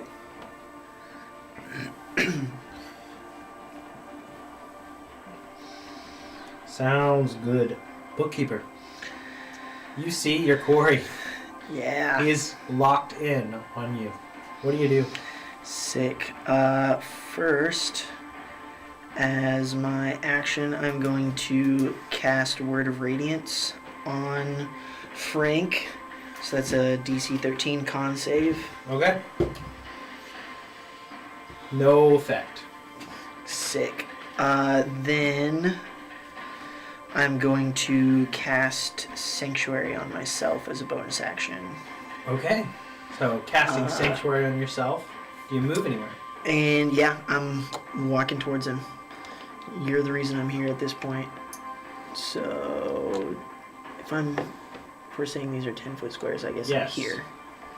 Because I have 25 feet of movement. Okay. So you casually start to stroll in his direction. Slap this bad boy on yourself. No problem. As he's like, he seems rather confident. And you see as he reaches over his shoulder, pulls out this just wicked great axe, throws it into both hands. I'm gonna have fun with you. You're up next. All right, I hear the noises from outside and go. I look at Boot and go. I think we've been more than made. As I go to waddle my way out of the building. Yep, you can just get out with 30 feet. Okay, I can just get out. Dang, I'm not close. I don't think I'm close enough to cast Bane on him. What's the range on it? 30 feet. Yeah, no. What's the radius of it? It's just a rangeless area of 30 feet. Doesn't it have like a... It's not a radius. Oh, you It's just just pick... within It's 30 just feet. Oh, of yeah. feet of me, yeah. Just gonna put that there so I Yep. don't forget that I have Sanctuary. I'm trying to think here. You can dash if you want to cover more ground. That would be your action, though. Yeah, I'm trying to think here. Can I dash and climb up? No, climbing is because he had a climbing speed Yeah, with his yeah. claws and stuff. He could do so. Okay. Actually, you could try. I could try. It just would be difficult. We're talking. I would set the DC at 17. 17. Okay, I have a 1 athletics. I'm not trying that. It's just basically a 30-foot tall building. I'm just gonna heal. It's a tough one. Do you have any ranged attack options at all? Or not right now? My crossbow. Okay. Hand crossbow. Because he's- But you can't see him right now. I can't see him. You're right. My thought is he's sanctuaried here, which is basically He's- frontline yeah, tank. he's So if blocking you have, it off. yeah, ranged damage is probably the best. I can't range. I can't do anything ranged yet. I'm just gonna pass my turn. Okay. Actually, I'm gonna hold my action until I can see him. Okay. Nice. So, sitting there, got your crossbow out, ready, and now we go to them. As big boy, he is going to move 10, 20, 30, 40, 50, and then he is going to dash 20, 30, 40, 50, moving with gusto. He can't attack on this turn. It looks like every bit of his movement was to get to you. And then the rest of these guys here, they come out, and it looks like they have picked up some crossbows themselves, and they're both gonna, and they're firing. You have half cover, and they have to make a wisdom save before they can make that roll. So, what is the wisdom save they need to beat? 13. 13. Just dropped it on the ground. They both succeed, surprisingly. Well, let's see if they can hit you. That's going to be a 12 and an 8. Nope. So both shriek over. No chance. No chance of hitting. And that is their rounds there. Boo, you're up. Currently, you were at the table. You're only 15 feet from the door. He was cleaning up a lot of blood. So you can get out with half your movement. Looking around the inside, and there's stacks of boxes and stuff like that. Is there a way that I could get back up to that window if I tried to jump, or is it there's nothing where I could climb inside? I would have to go outside in order to get back to the top.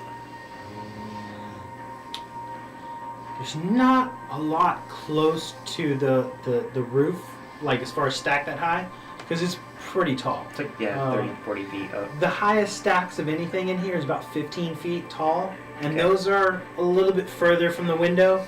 That was what was blocking your view to be able to see that back room. So if I move 15 feet out, Yeah.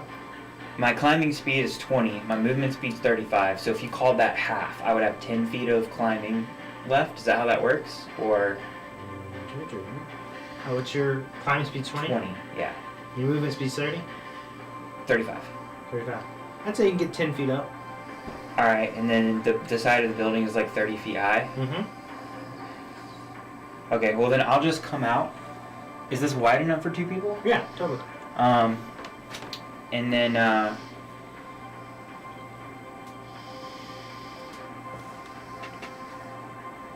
I'll wait on that. I'll just take an attack at this guy with my crossbow. So, you had actually been a little bit closer. The door was like right here. So, you're stepping out. Well, if I need like to, right I can. behind him. You can get a little bit more movement. I would say you need to get like here to be able to see. What if I went, like, jumped up on the side of the building? If the crossbow's already loaded, I wouldn't be able to refire it, but it's a one-handed. I think it's a one-handed crossbow, actually. Let me check that. I say it's possible. I like the flare of it. So you scramble up It's not 10 a feet short up. bow, so I would have to be. Okay. I'd have to have both hands. Yeah. So with that, you just need to push just a little bit closer to him. Okay, then I will, at that point, shoot my He has half short cover. bow. That's fine. So that's a +2 to his AC.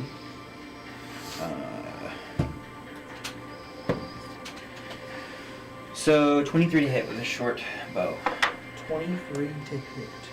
That will definitely hit his AC even with the half cover. And he's engaged, so I would get my sneak attack dice as well? Yeah. Okay. Sick. These D6s are terrible. So that's gonna be 10 piercing damage. 10 piercing damage. You see it hit and just right into him.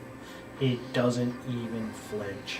And then I would try to get up on the wall if I can jump up, whatever movement I would have left, and try to climb up.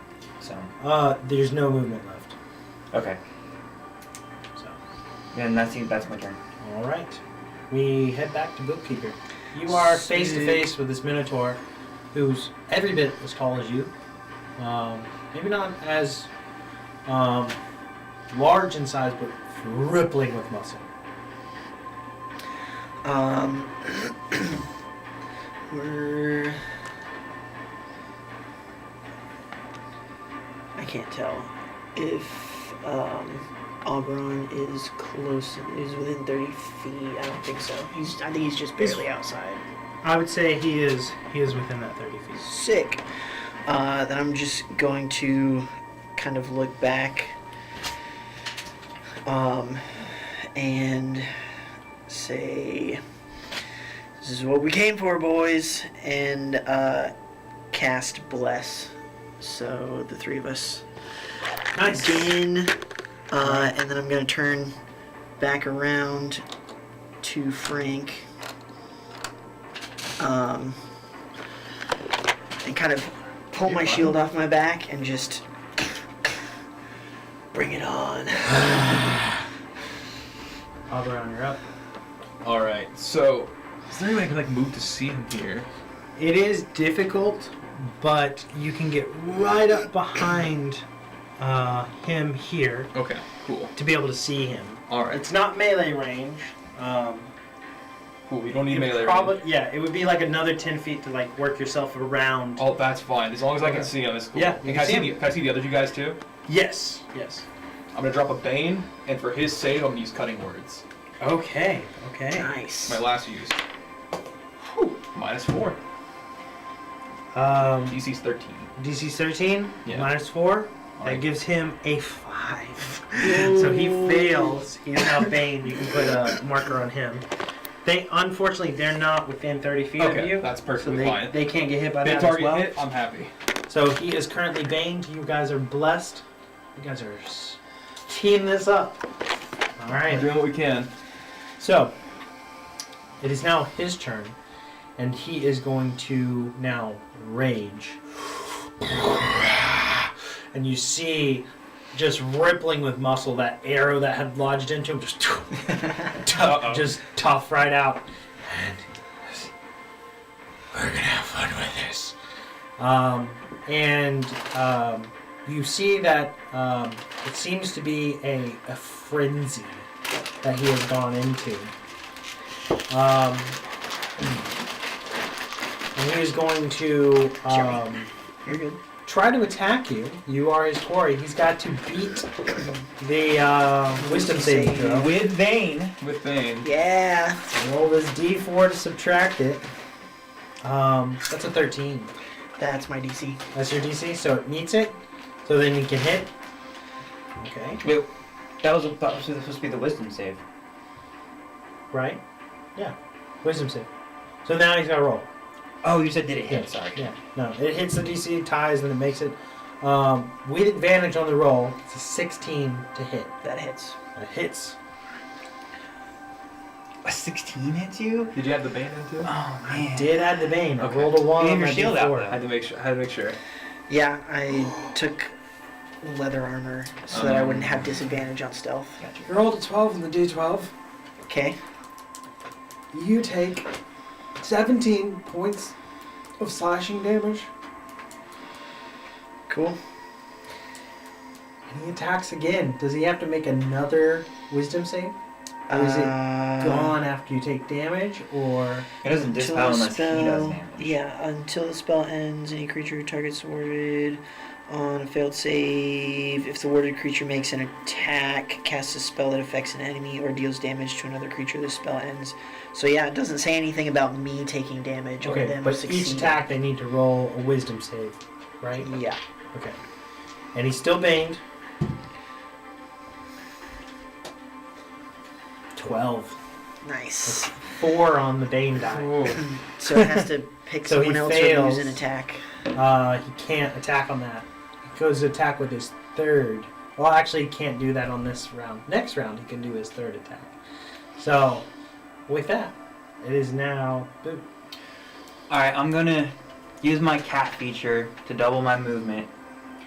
And with 40 feet of climbing, is that enough to get to the top of the building? So, the double move is if you haven't moved the turn before, right? The way it works is you can choose to double your movement, and you can't use that feature again until you spend a turn using 0 movement. You have to have a turn where you have movement of 0. Okay. So I can use it and go about normal, but I can't use it again until I have a turn where I don't move it off.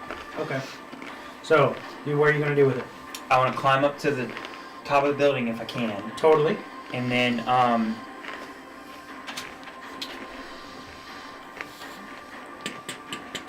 You have like 10 feet to spare up there. so are these 5-foot squares right now? 10 foots. Holy crap! Okay, so they're really far back. Yep. Oh, I didn't let them go on their turn. Oh, good. They have crossbows. They're just going to spend the whole turn loading. You have the loading property. Nice. Okay. Then I guess since they're so far back, because that's 5, 10, 15, 20, so they're basically 60 feet from the edge of the building. Yeah. I guess I can. All right. Well, I'll use my action then. And that would be max range. So if I'm not at the edge of the building, I would, if I can get there with 10 feet. You're at up. the edge. Yep. Okay. I'll cast Fairy Fire on them in the back. Okay. So that's Dex 14. Dex 14. First one fails. Second one fails. Okay. And then yeah, I'll just lay down so they can't see me. That's gonna be my turn. Okay. You go prone. with that, it now comes back to Bookkeeper.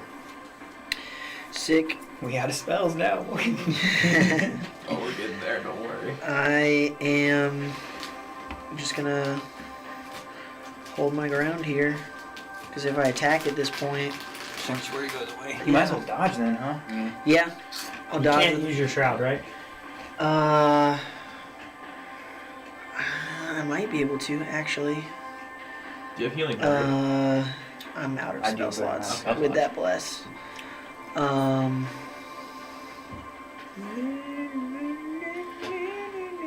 But we should have Sanctuary. advantage on him because he's raging and reckless attacking as well. Correct. So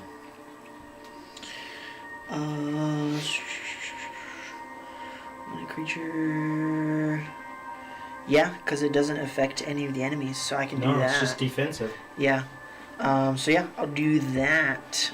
Throw out my Twilight Sanctuary here. See this shroud of dim light just 30 feet around encompass. me. And do I have to use my bonus action? ooh, for that means I'll have disadvantage to attack him, won't it? Because he's in dim light Attack the and they're big guy. 60 feet away. Yeah. Nice. This is a good combo we got going on. So I just get to. I don't have to use a bonus action or anything. I get to just add a d6 plus 3 temp HP to anyone who's within the shroud at the end of their turn if they're in the sphere. Any one person or multiple? At the end of any creature's turn. It can choose, I guess, too. So I can choose at the end of any creature's turn Oh. to give that creature Cool. temp Awesome. HP. That doesn't help very much, but 4 HP is 4 HP. For each temporary hit points for you. Yeah, and I think that'll be the end of my turn. Because I don't have anything else I can do with my bonus action. All right. Healing word. You're up. All right. All right. Healing word. Heal 4, 6, Nice. 6 hit points to That's you. good. and then I'm going to action Vicious Mockery. What do you say? Let's go. I'm terrified. It's just gibberish. Okay. The high-pitched shriel pierces through the air. Pull the Scanlan Classic. Let's see if he fails. He fails with a bane. All right. So, because that's an 8. All right. So it's And now that adds another. 1 psychic damage, but he has disadvantage on his next attack. Nice. Okie doke. So, this is pretty crazy. So normal dim light, he'd have You get 7 temp HP at the end of your turn. disadvantage to attack you, but he normally advantage by reckless and it cancels. But because of the second, his would have disadvantage. Is it attack rolls, right? Yeah, it's a next attack. But he still needs to make the wisdom save to try Yeah. to attack him. So he's going to try and do the wisdom save. Does Bane apply to attack rolls too, or is it just? It does. Attack Yeah. and saving throws. So he fails on the first Nice. attack for the wisdom save. That is a 12. That's just another fail. Yeah. Nope. Bane is coming in clutch. Let's go. All 3 What a attacks, good pickup. no shot. The ones in the back, looking over, they have a disadvantage on their attack here. Well, they also have to roll the Yeah, wisdom they save have to too. roll wisdom save. Fail. Fail. Sanctuary coming in clutch. And one big frustrated Frank the Tank. Boo, you're up. Alright, I just wanna. I'll stand up. That's half my movement, and then I'll take a shot at whichever one of these looks like it's weaker. Alright. And 60-foot range is fine, you don't have disadvantage. I think I'm pretty sure the short bow is 80 feet. Yeah, 80 feet short bow. Because you're 30 feet up and they're 60 feet away. You're good. I mean, I think Pull out the trigonometry. it would be a straight roll, anyways. Okay. If you want me to take, if you are rolling that's less than. No, you have advantage because of Fairy Fire, I think. Yeah, Okay. You're good. Not Um, even straight roll. You're not even too far away. That is a 21 to hit. 21 will hit. It's better. 12 piercing damage, 12. Okay. and I will duck back down. That was the one who's already been damaged from your previous excursion in the shop. He's down. This one. Yep. All right. So you see him drop. Oh, the other one must be low too, because we hit him with the. You hit him, I think, and I Oh, daggered. yeah. I hit him with a You dagger. hit him with 2 things. So now that goes back to bookkeeper. Sick. Minotaur in your face. Big disgrace. Yes. Nope. Opposite. I'm untouchable, but I don't get to do any damage. Yeah. I will dodge with my action. What? And You're not hitting my boy. and end my turn there and roll some temp HP. That's a 6, so 9 instead of 4. This bloodlusted fury is in his eyes. This ever untouchable locks it on before him. Horn v tusk. I reach up with my trunk and like pat his head. And go, It's okay. I remember my first fight. next time. All right. Would be wise I to don't think surrender. then the stalemate ran. I think Bane's fine. I'm just gonna throw out another healing word. All right.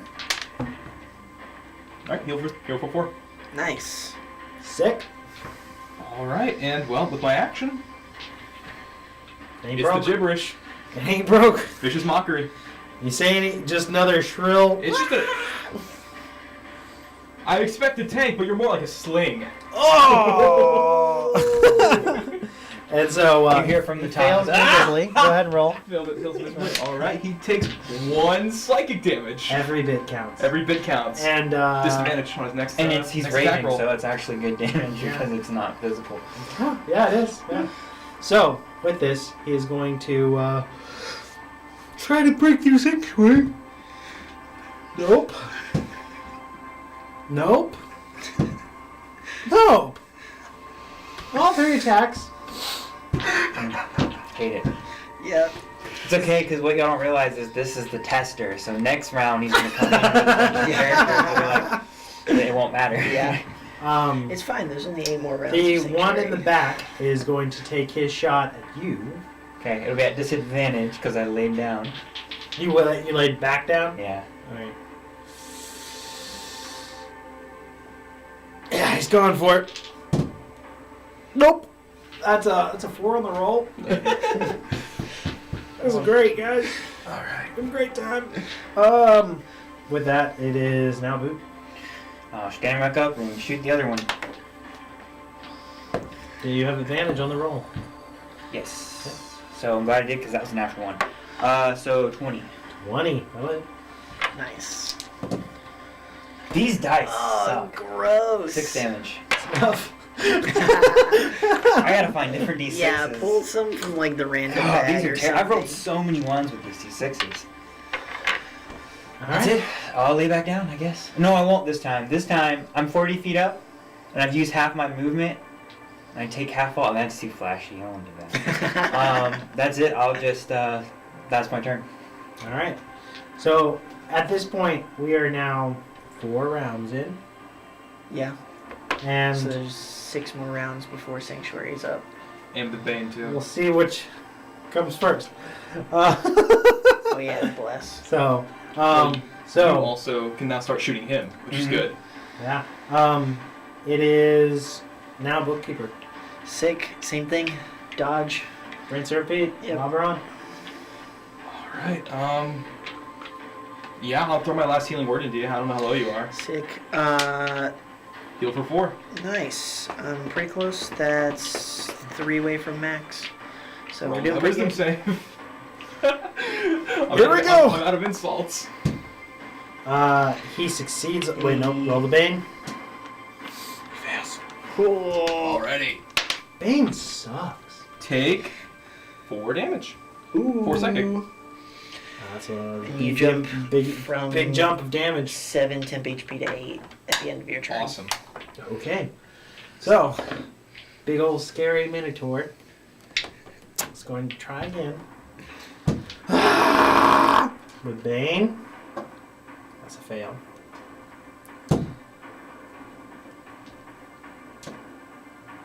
16.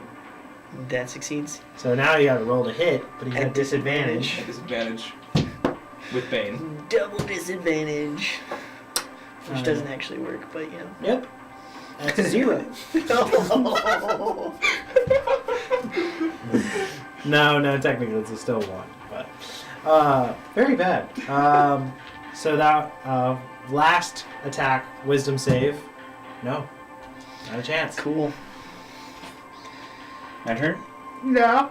Alright, I'll just, I'll peek down and I see him below me.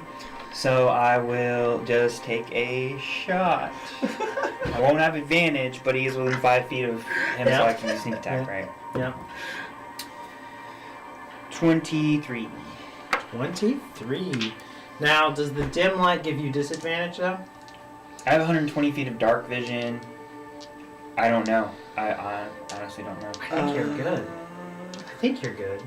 I see Yeah, in as dim far as I light. know, there's not any special like magical My dark traits vision to is it. It's just see in regular dim light as regular light up to 60 feet. Yeah, and you're 60 good. to 120 in dim light. Yeah, you're good.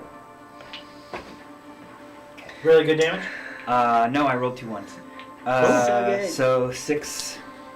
Yeah, he's Half the 3. you know, he's really feeling it. Ah! That is 2 double 1 rolls. This is a war of attrition here, guys. It really is. Alright, so goes back to bookkeeper. Rinse and repeat. Dodging it up. Yep. Roll me a wisdom save. I'm at a spell slot now. He succeeds. All right. 14, I believe that succeeds. That succeeds. Yep. Save your suck spell, so you're all good. Alright, any attack action?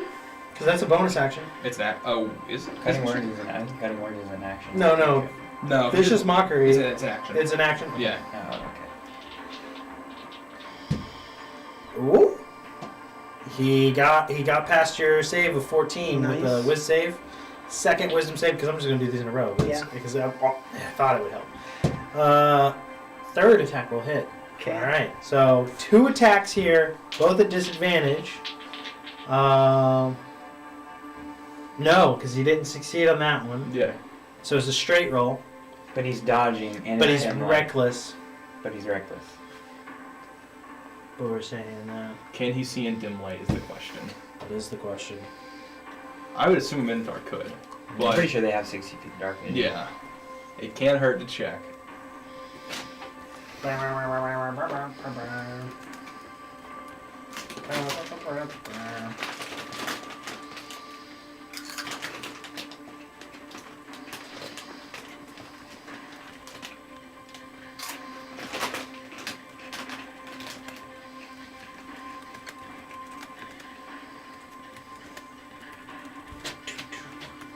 Two and a half years later.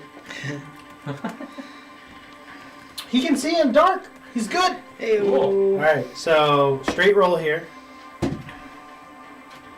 With Bane. It's a 14 to hit. No, that will miss. Frank. Alright, straight roll. With Bane. That's 16. That'll hit.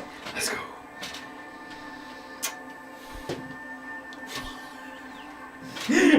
17 slashing damage. Cool. That's fine. I have 9 temp HP, so I only take 8 actual damage. Okie doke. How hurt is Senior Frank looking? Senior Frank looks untouched, basically. Ah. Untouched. He's looking great. Alright, that's his turn, though. Wait, And, but what about the turns where he didn't hit anything? Wouldn't he have dropped rage? No, you still attack to keep your rage. Okay. Yeah.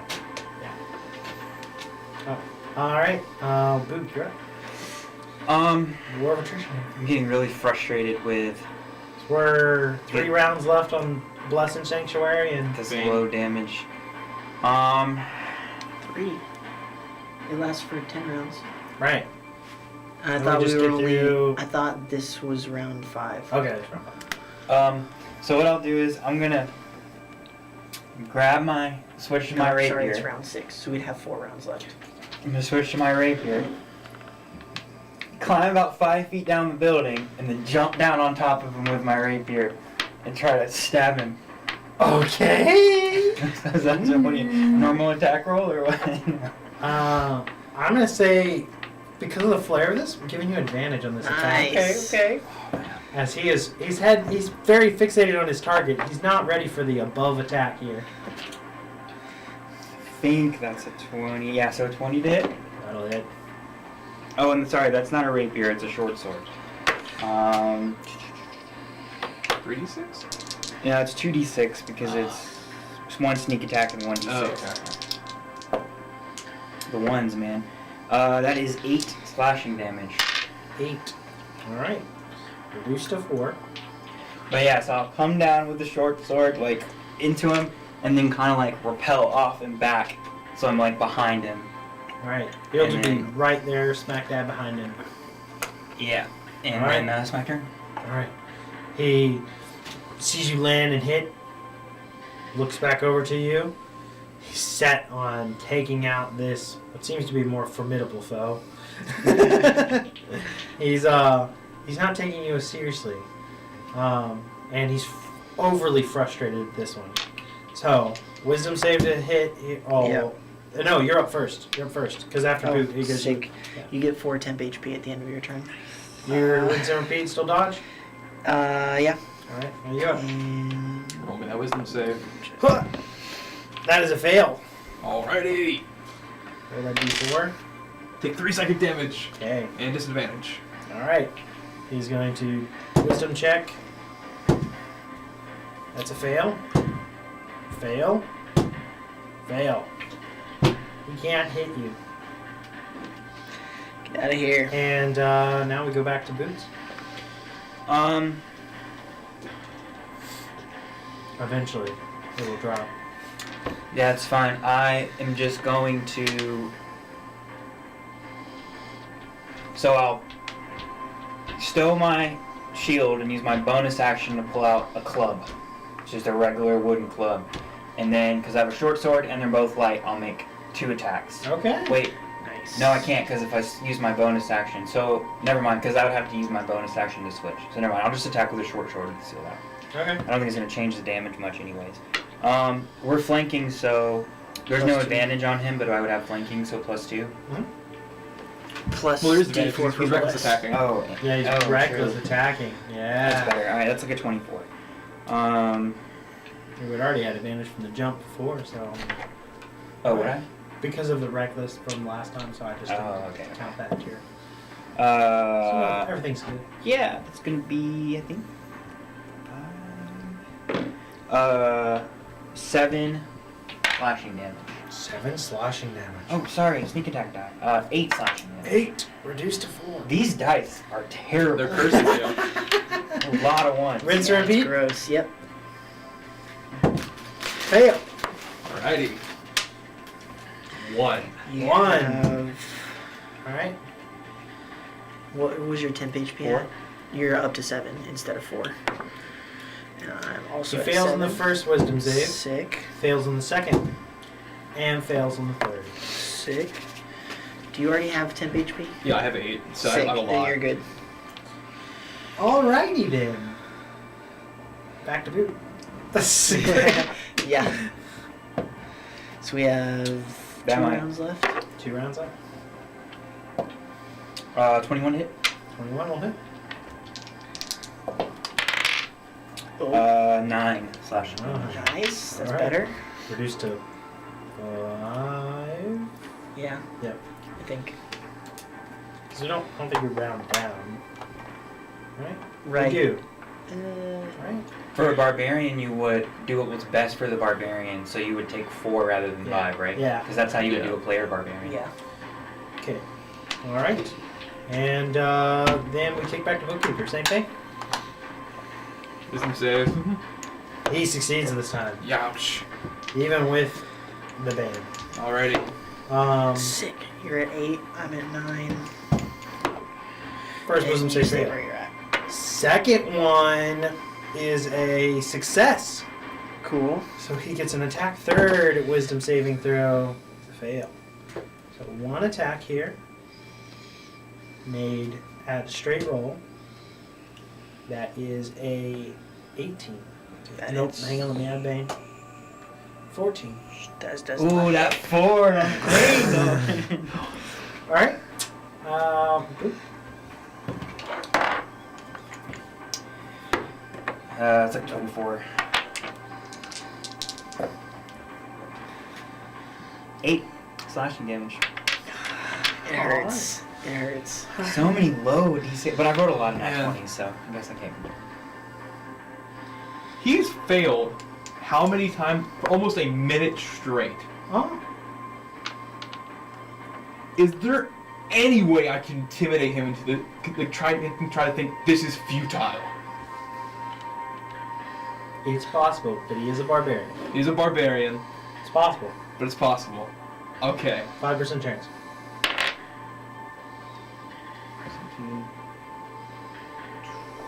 24? 24. 25 maybe. Yeah. Wait, you have Bless. That's an ability Oh check. yeah. Bless is attack rolls and saving throws. Oh, it's not ability checks Yeah, at all? no. Okay. Dang. So, what's your plus to that stat? To intimidate? Yeah. +6. And he would have Bane on the save. Yeah. Wait. Still. Oh, okay. I feel like No, I have +7 to intimidate. Okay. So 25? 25. With that, you feel like under any normal circumstances, that would fully express the futility of his actions. This rage is unstoppable. yeah. As it now kicks to his turn. This is the 10th round? The last round. It's Okay. the last round of everything. How long does his rage You- last? Huh? How long does his rage last? It can re-rage, but I believe it is a minute.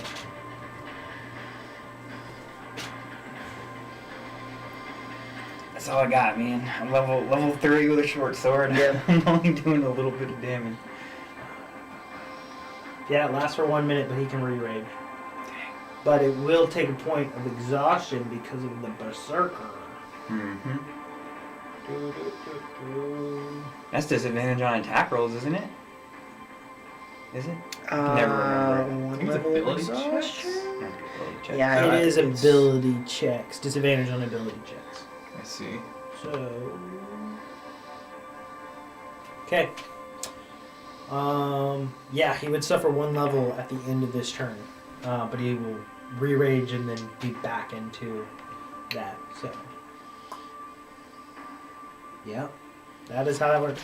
But we still get his attacks here. First, wisdom saving throws. The last of these. Fail. Fail. Fail. Let's go. 5 on the dice and 2 3s. I'm putting that one away. Go back to this You one. can use mighty sixes. A greater curse. Different. These are the player killing dice. They have never let me down. I can't See believe we what made they it to did. 10 rounds of combat because we have no magical attack. Yeah. All right. So with this, that was his turn. We go to Boot. Okay. This is the last round of Bless. Mm-hmm.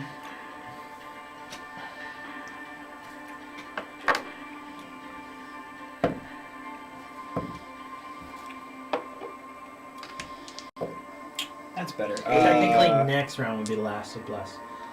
Because Sanctuary was cast before Bless, right? No, same turn? Sanctuary was his first turn, and then Bless was the Yeah. second turn. Yeah. So we got Bless one would be 1 round longer. 14 slashing damage. more. 14! Reduced to 7. Okay. You guys feeling like you're starting to make a mark on it. And with that, guys, kicks around the bookkeeper. Sick. Sanctuary is no more. It is not. We're gonna go for a tusk attack here, because that's potentially better damage than my mace. That is 17 to hit. That will just hit. Sick. Nice. That is 13 piercing damage. 13. Yes. Reduced to 6. And I believe that is the end of my turn. I don't think I have any. Yeah, none of my cantrips are bonus actions. So that is it for my turn. Oberon. All I got is Vicious Mockery. He succeeds. Oh, even with the bane. Even with Bane. So, he's ready to unleash his attacks here. At advantage.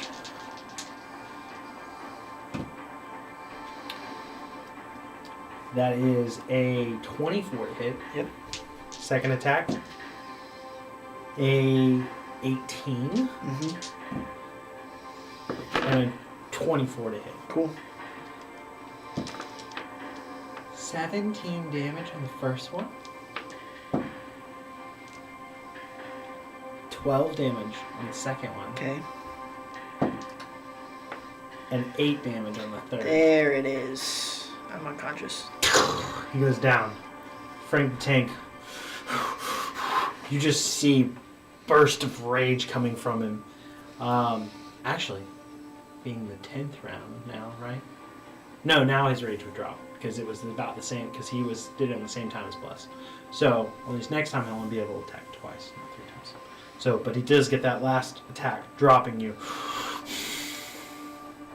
turning towards you now. Not even turning, just looking straight on, ready to step right over you. Ready to swing it down. Did he Rough boot. move out of my range? He did. That's probably not gonna hit. That's 15. Wait, Do you is roll Bless? it? We have Bless for one more round? I'm unconscious now. Okay, so 15 But- hit? Did he reckless attack so you'd get advantage? Yes, reckless Yeah. attack, you have advantage. That's better. 24. 24 will hit. Yeah. And he's not raged, so this finally is actual damage. Let me see if it drops on his turn or... I think it does. I would be surprised if it doesn't.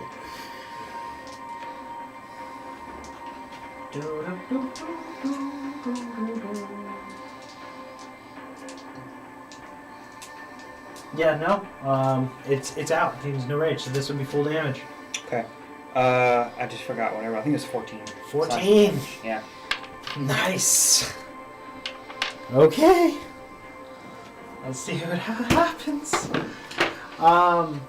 That's the end of your turn? That was my opportunity attack on him for moving. Oh, okay. Yeah, you're right. So he just moved, and now it's your turn. Okay. Yeah. Okay. Let's come down to it. Did he move to where I would have flanking if I readjusted to him on the other side of Oberon? Or is there no opportunity for flanking on the backside?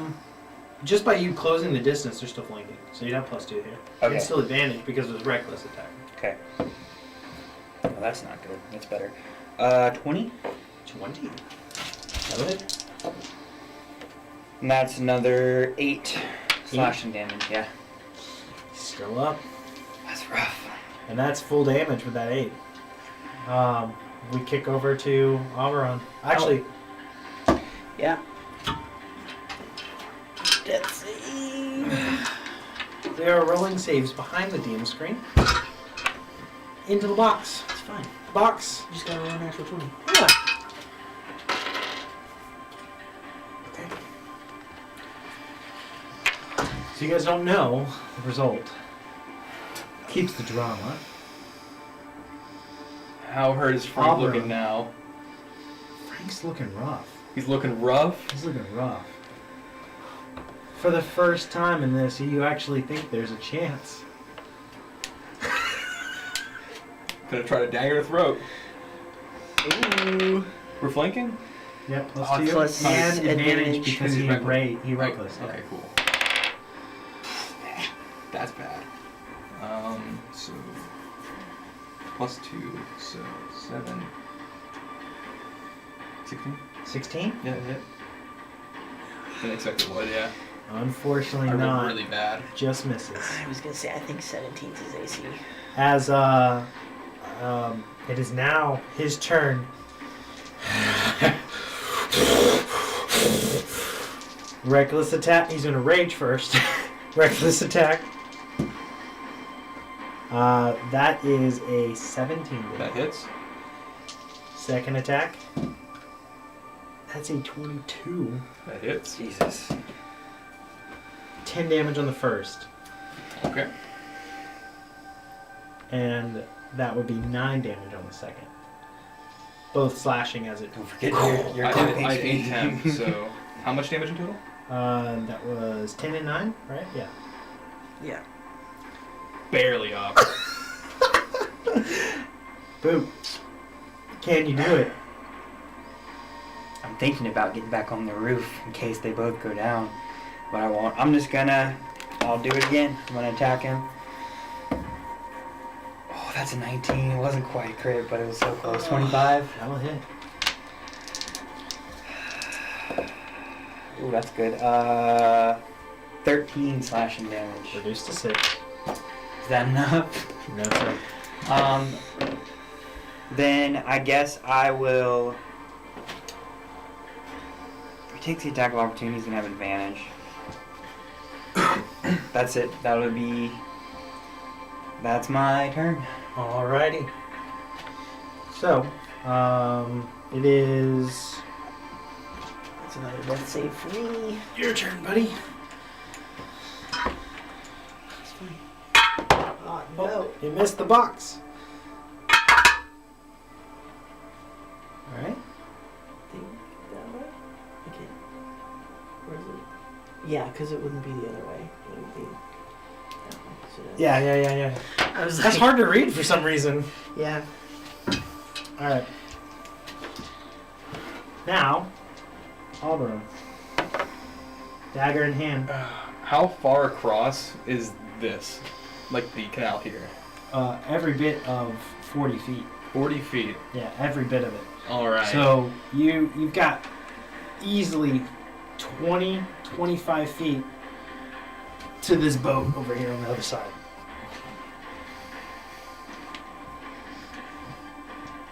Can I try to disengage and running jump that?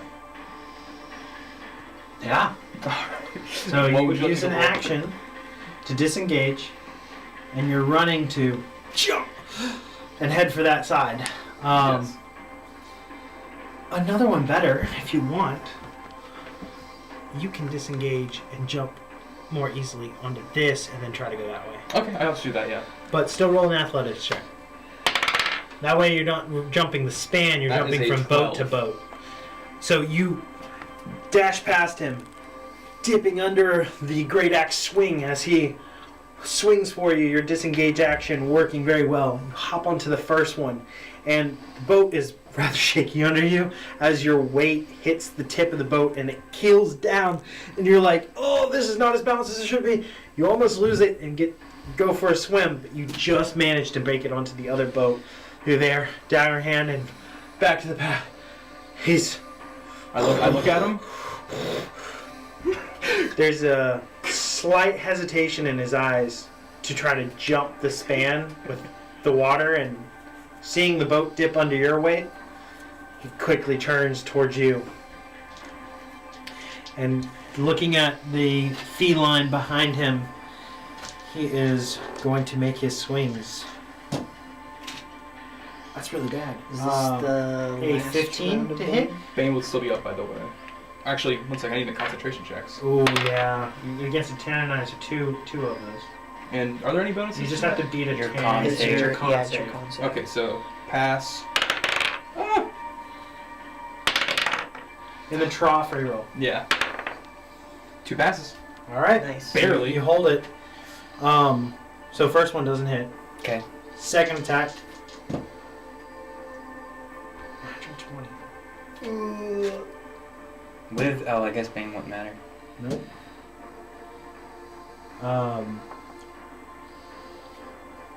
23 points of slashing damage, Gross. and he's going to make his third attack. Go ahead. I'm listening. That is a 22 to hit.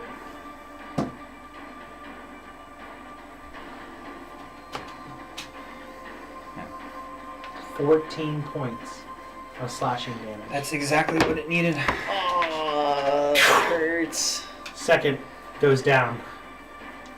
He peers back over.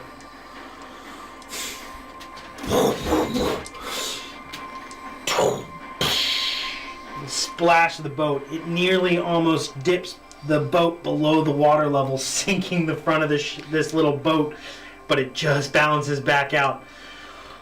He's within 5 feet, but he has no more attacks this round.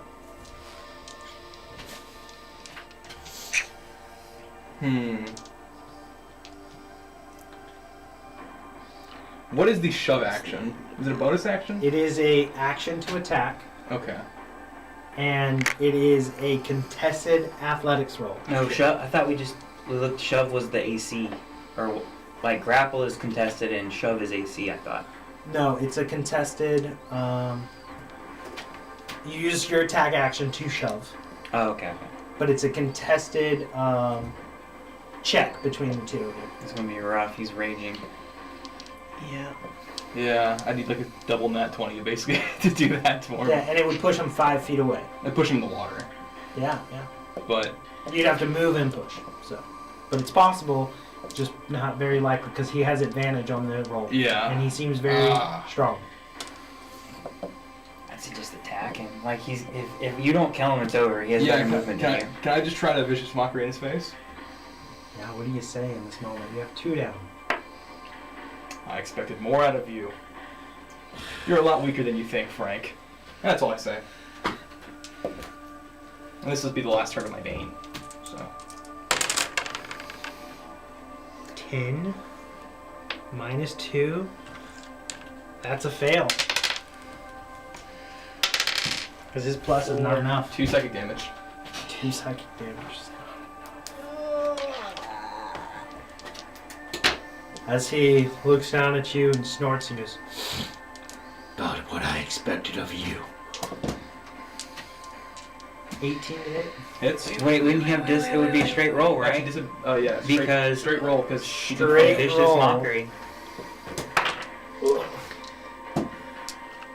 That will miss. But the second attack would be with Do I get another advantage. With saving advantage, throw yeah. before Oh yeah, his yeah, turn? yeah, yeah, yeah, yeah, to know, Just in I case wake you back wake back up.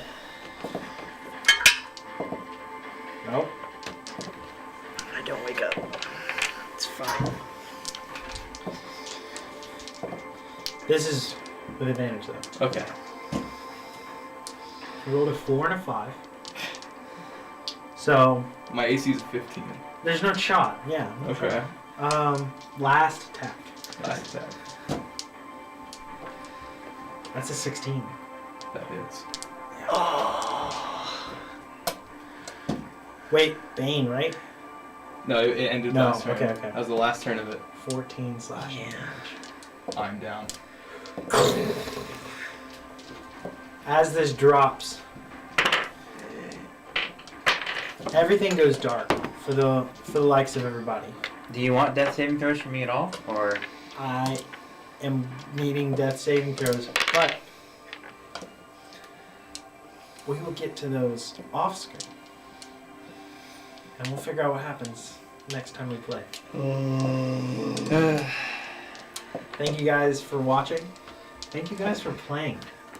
Yeah. I wasn't sure how that was going to play That out, was a blast. That was so close. and I'm very excited for what happens next session. Yeah.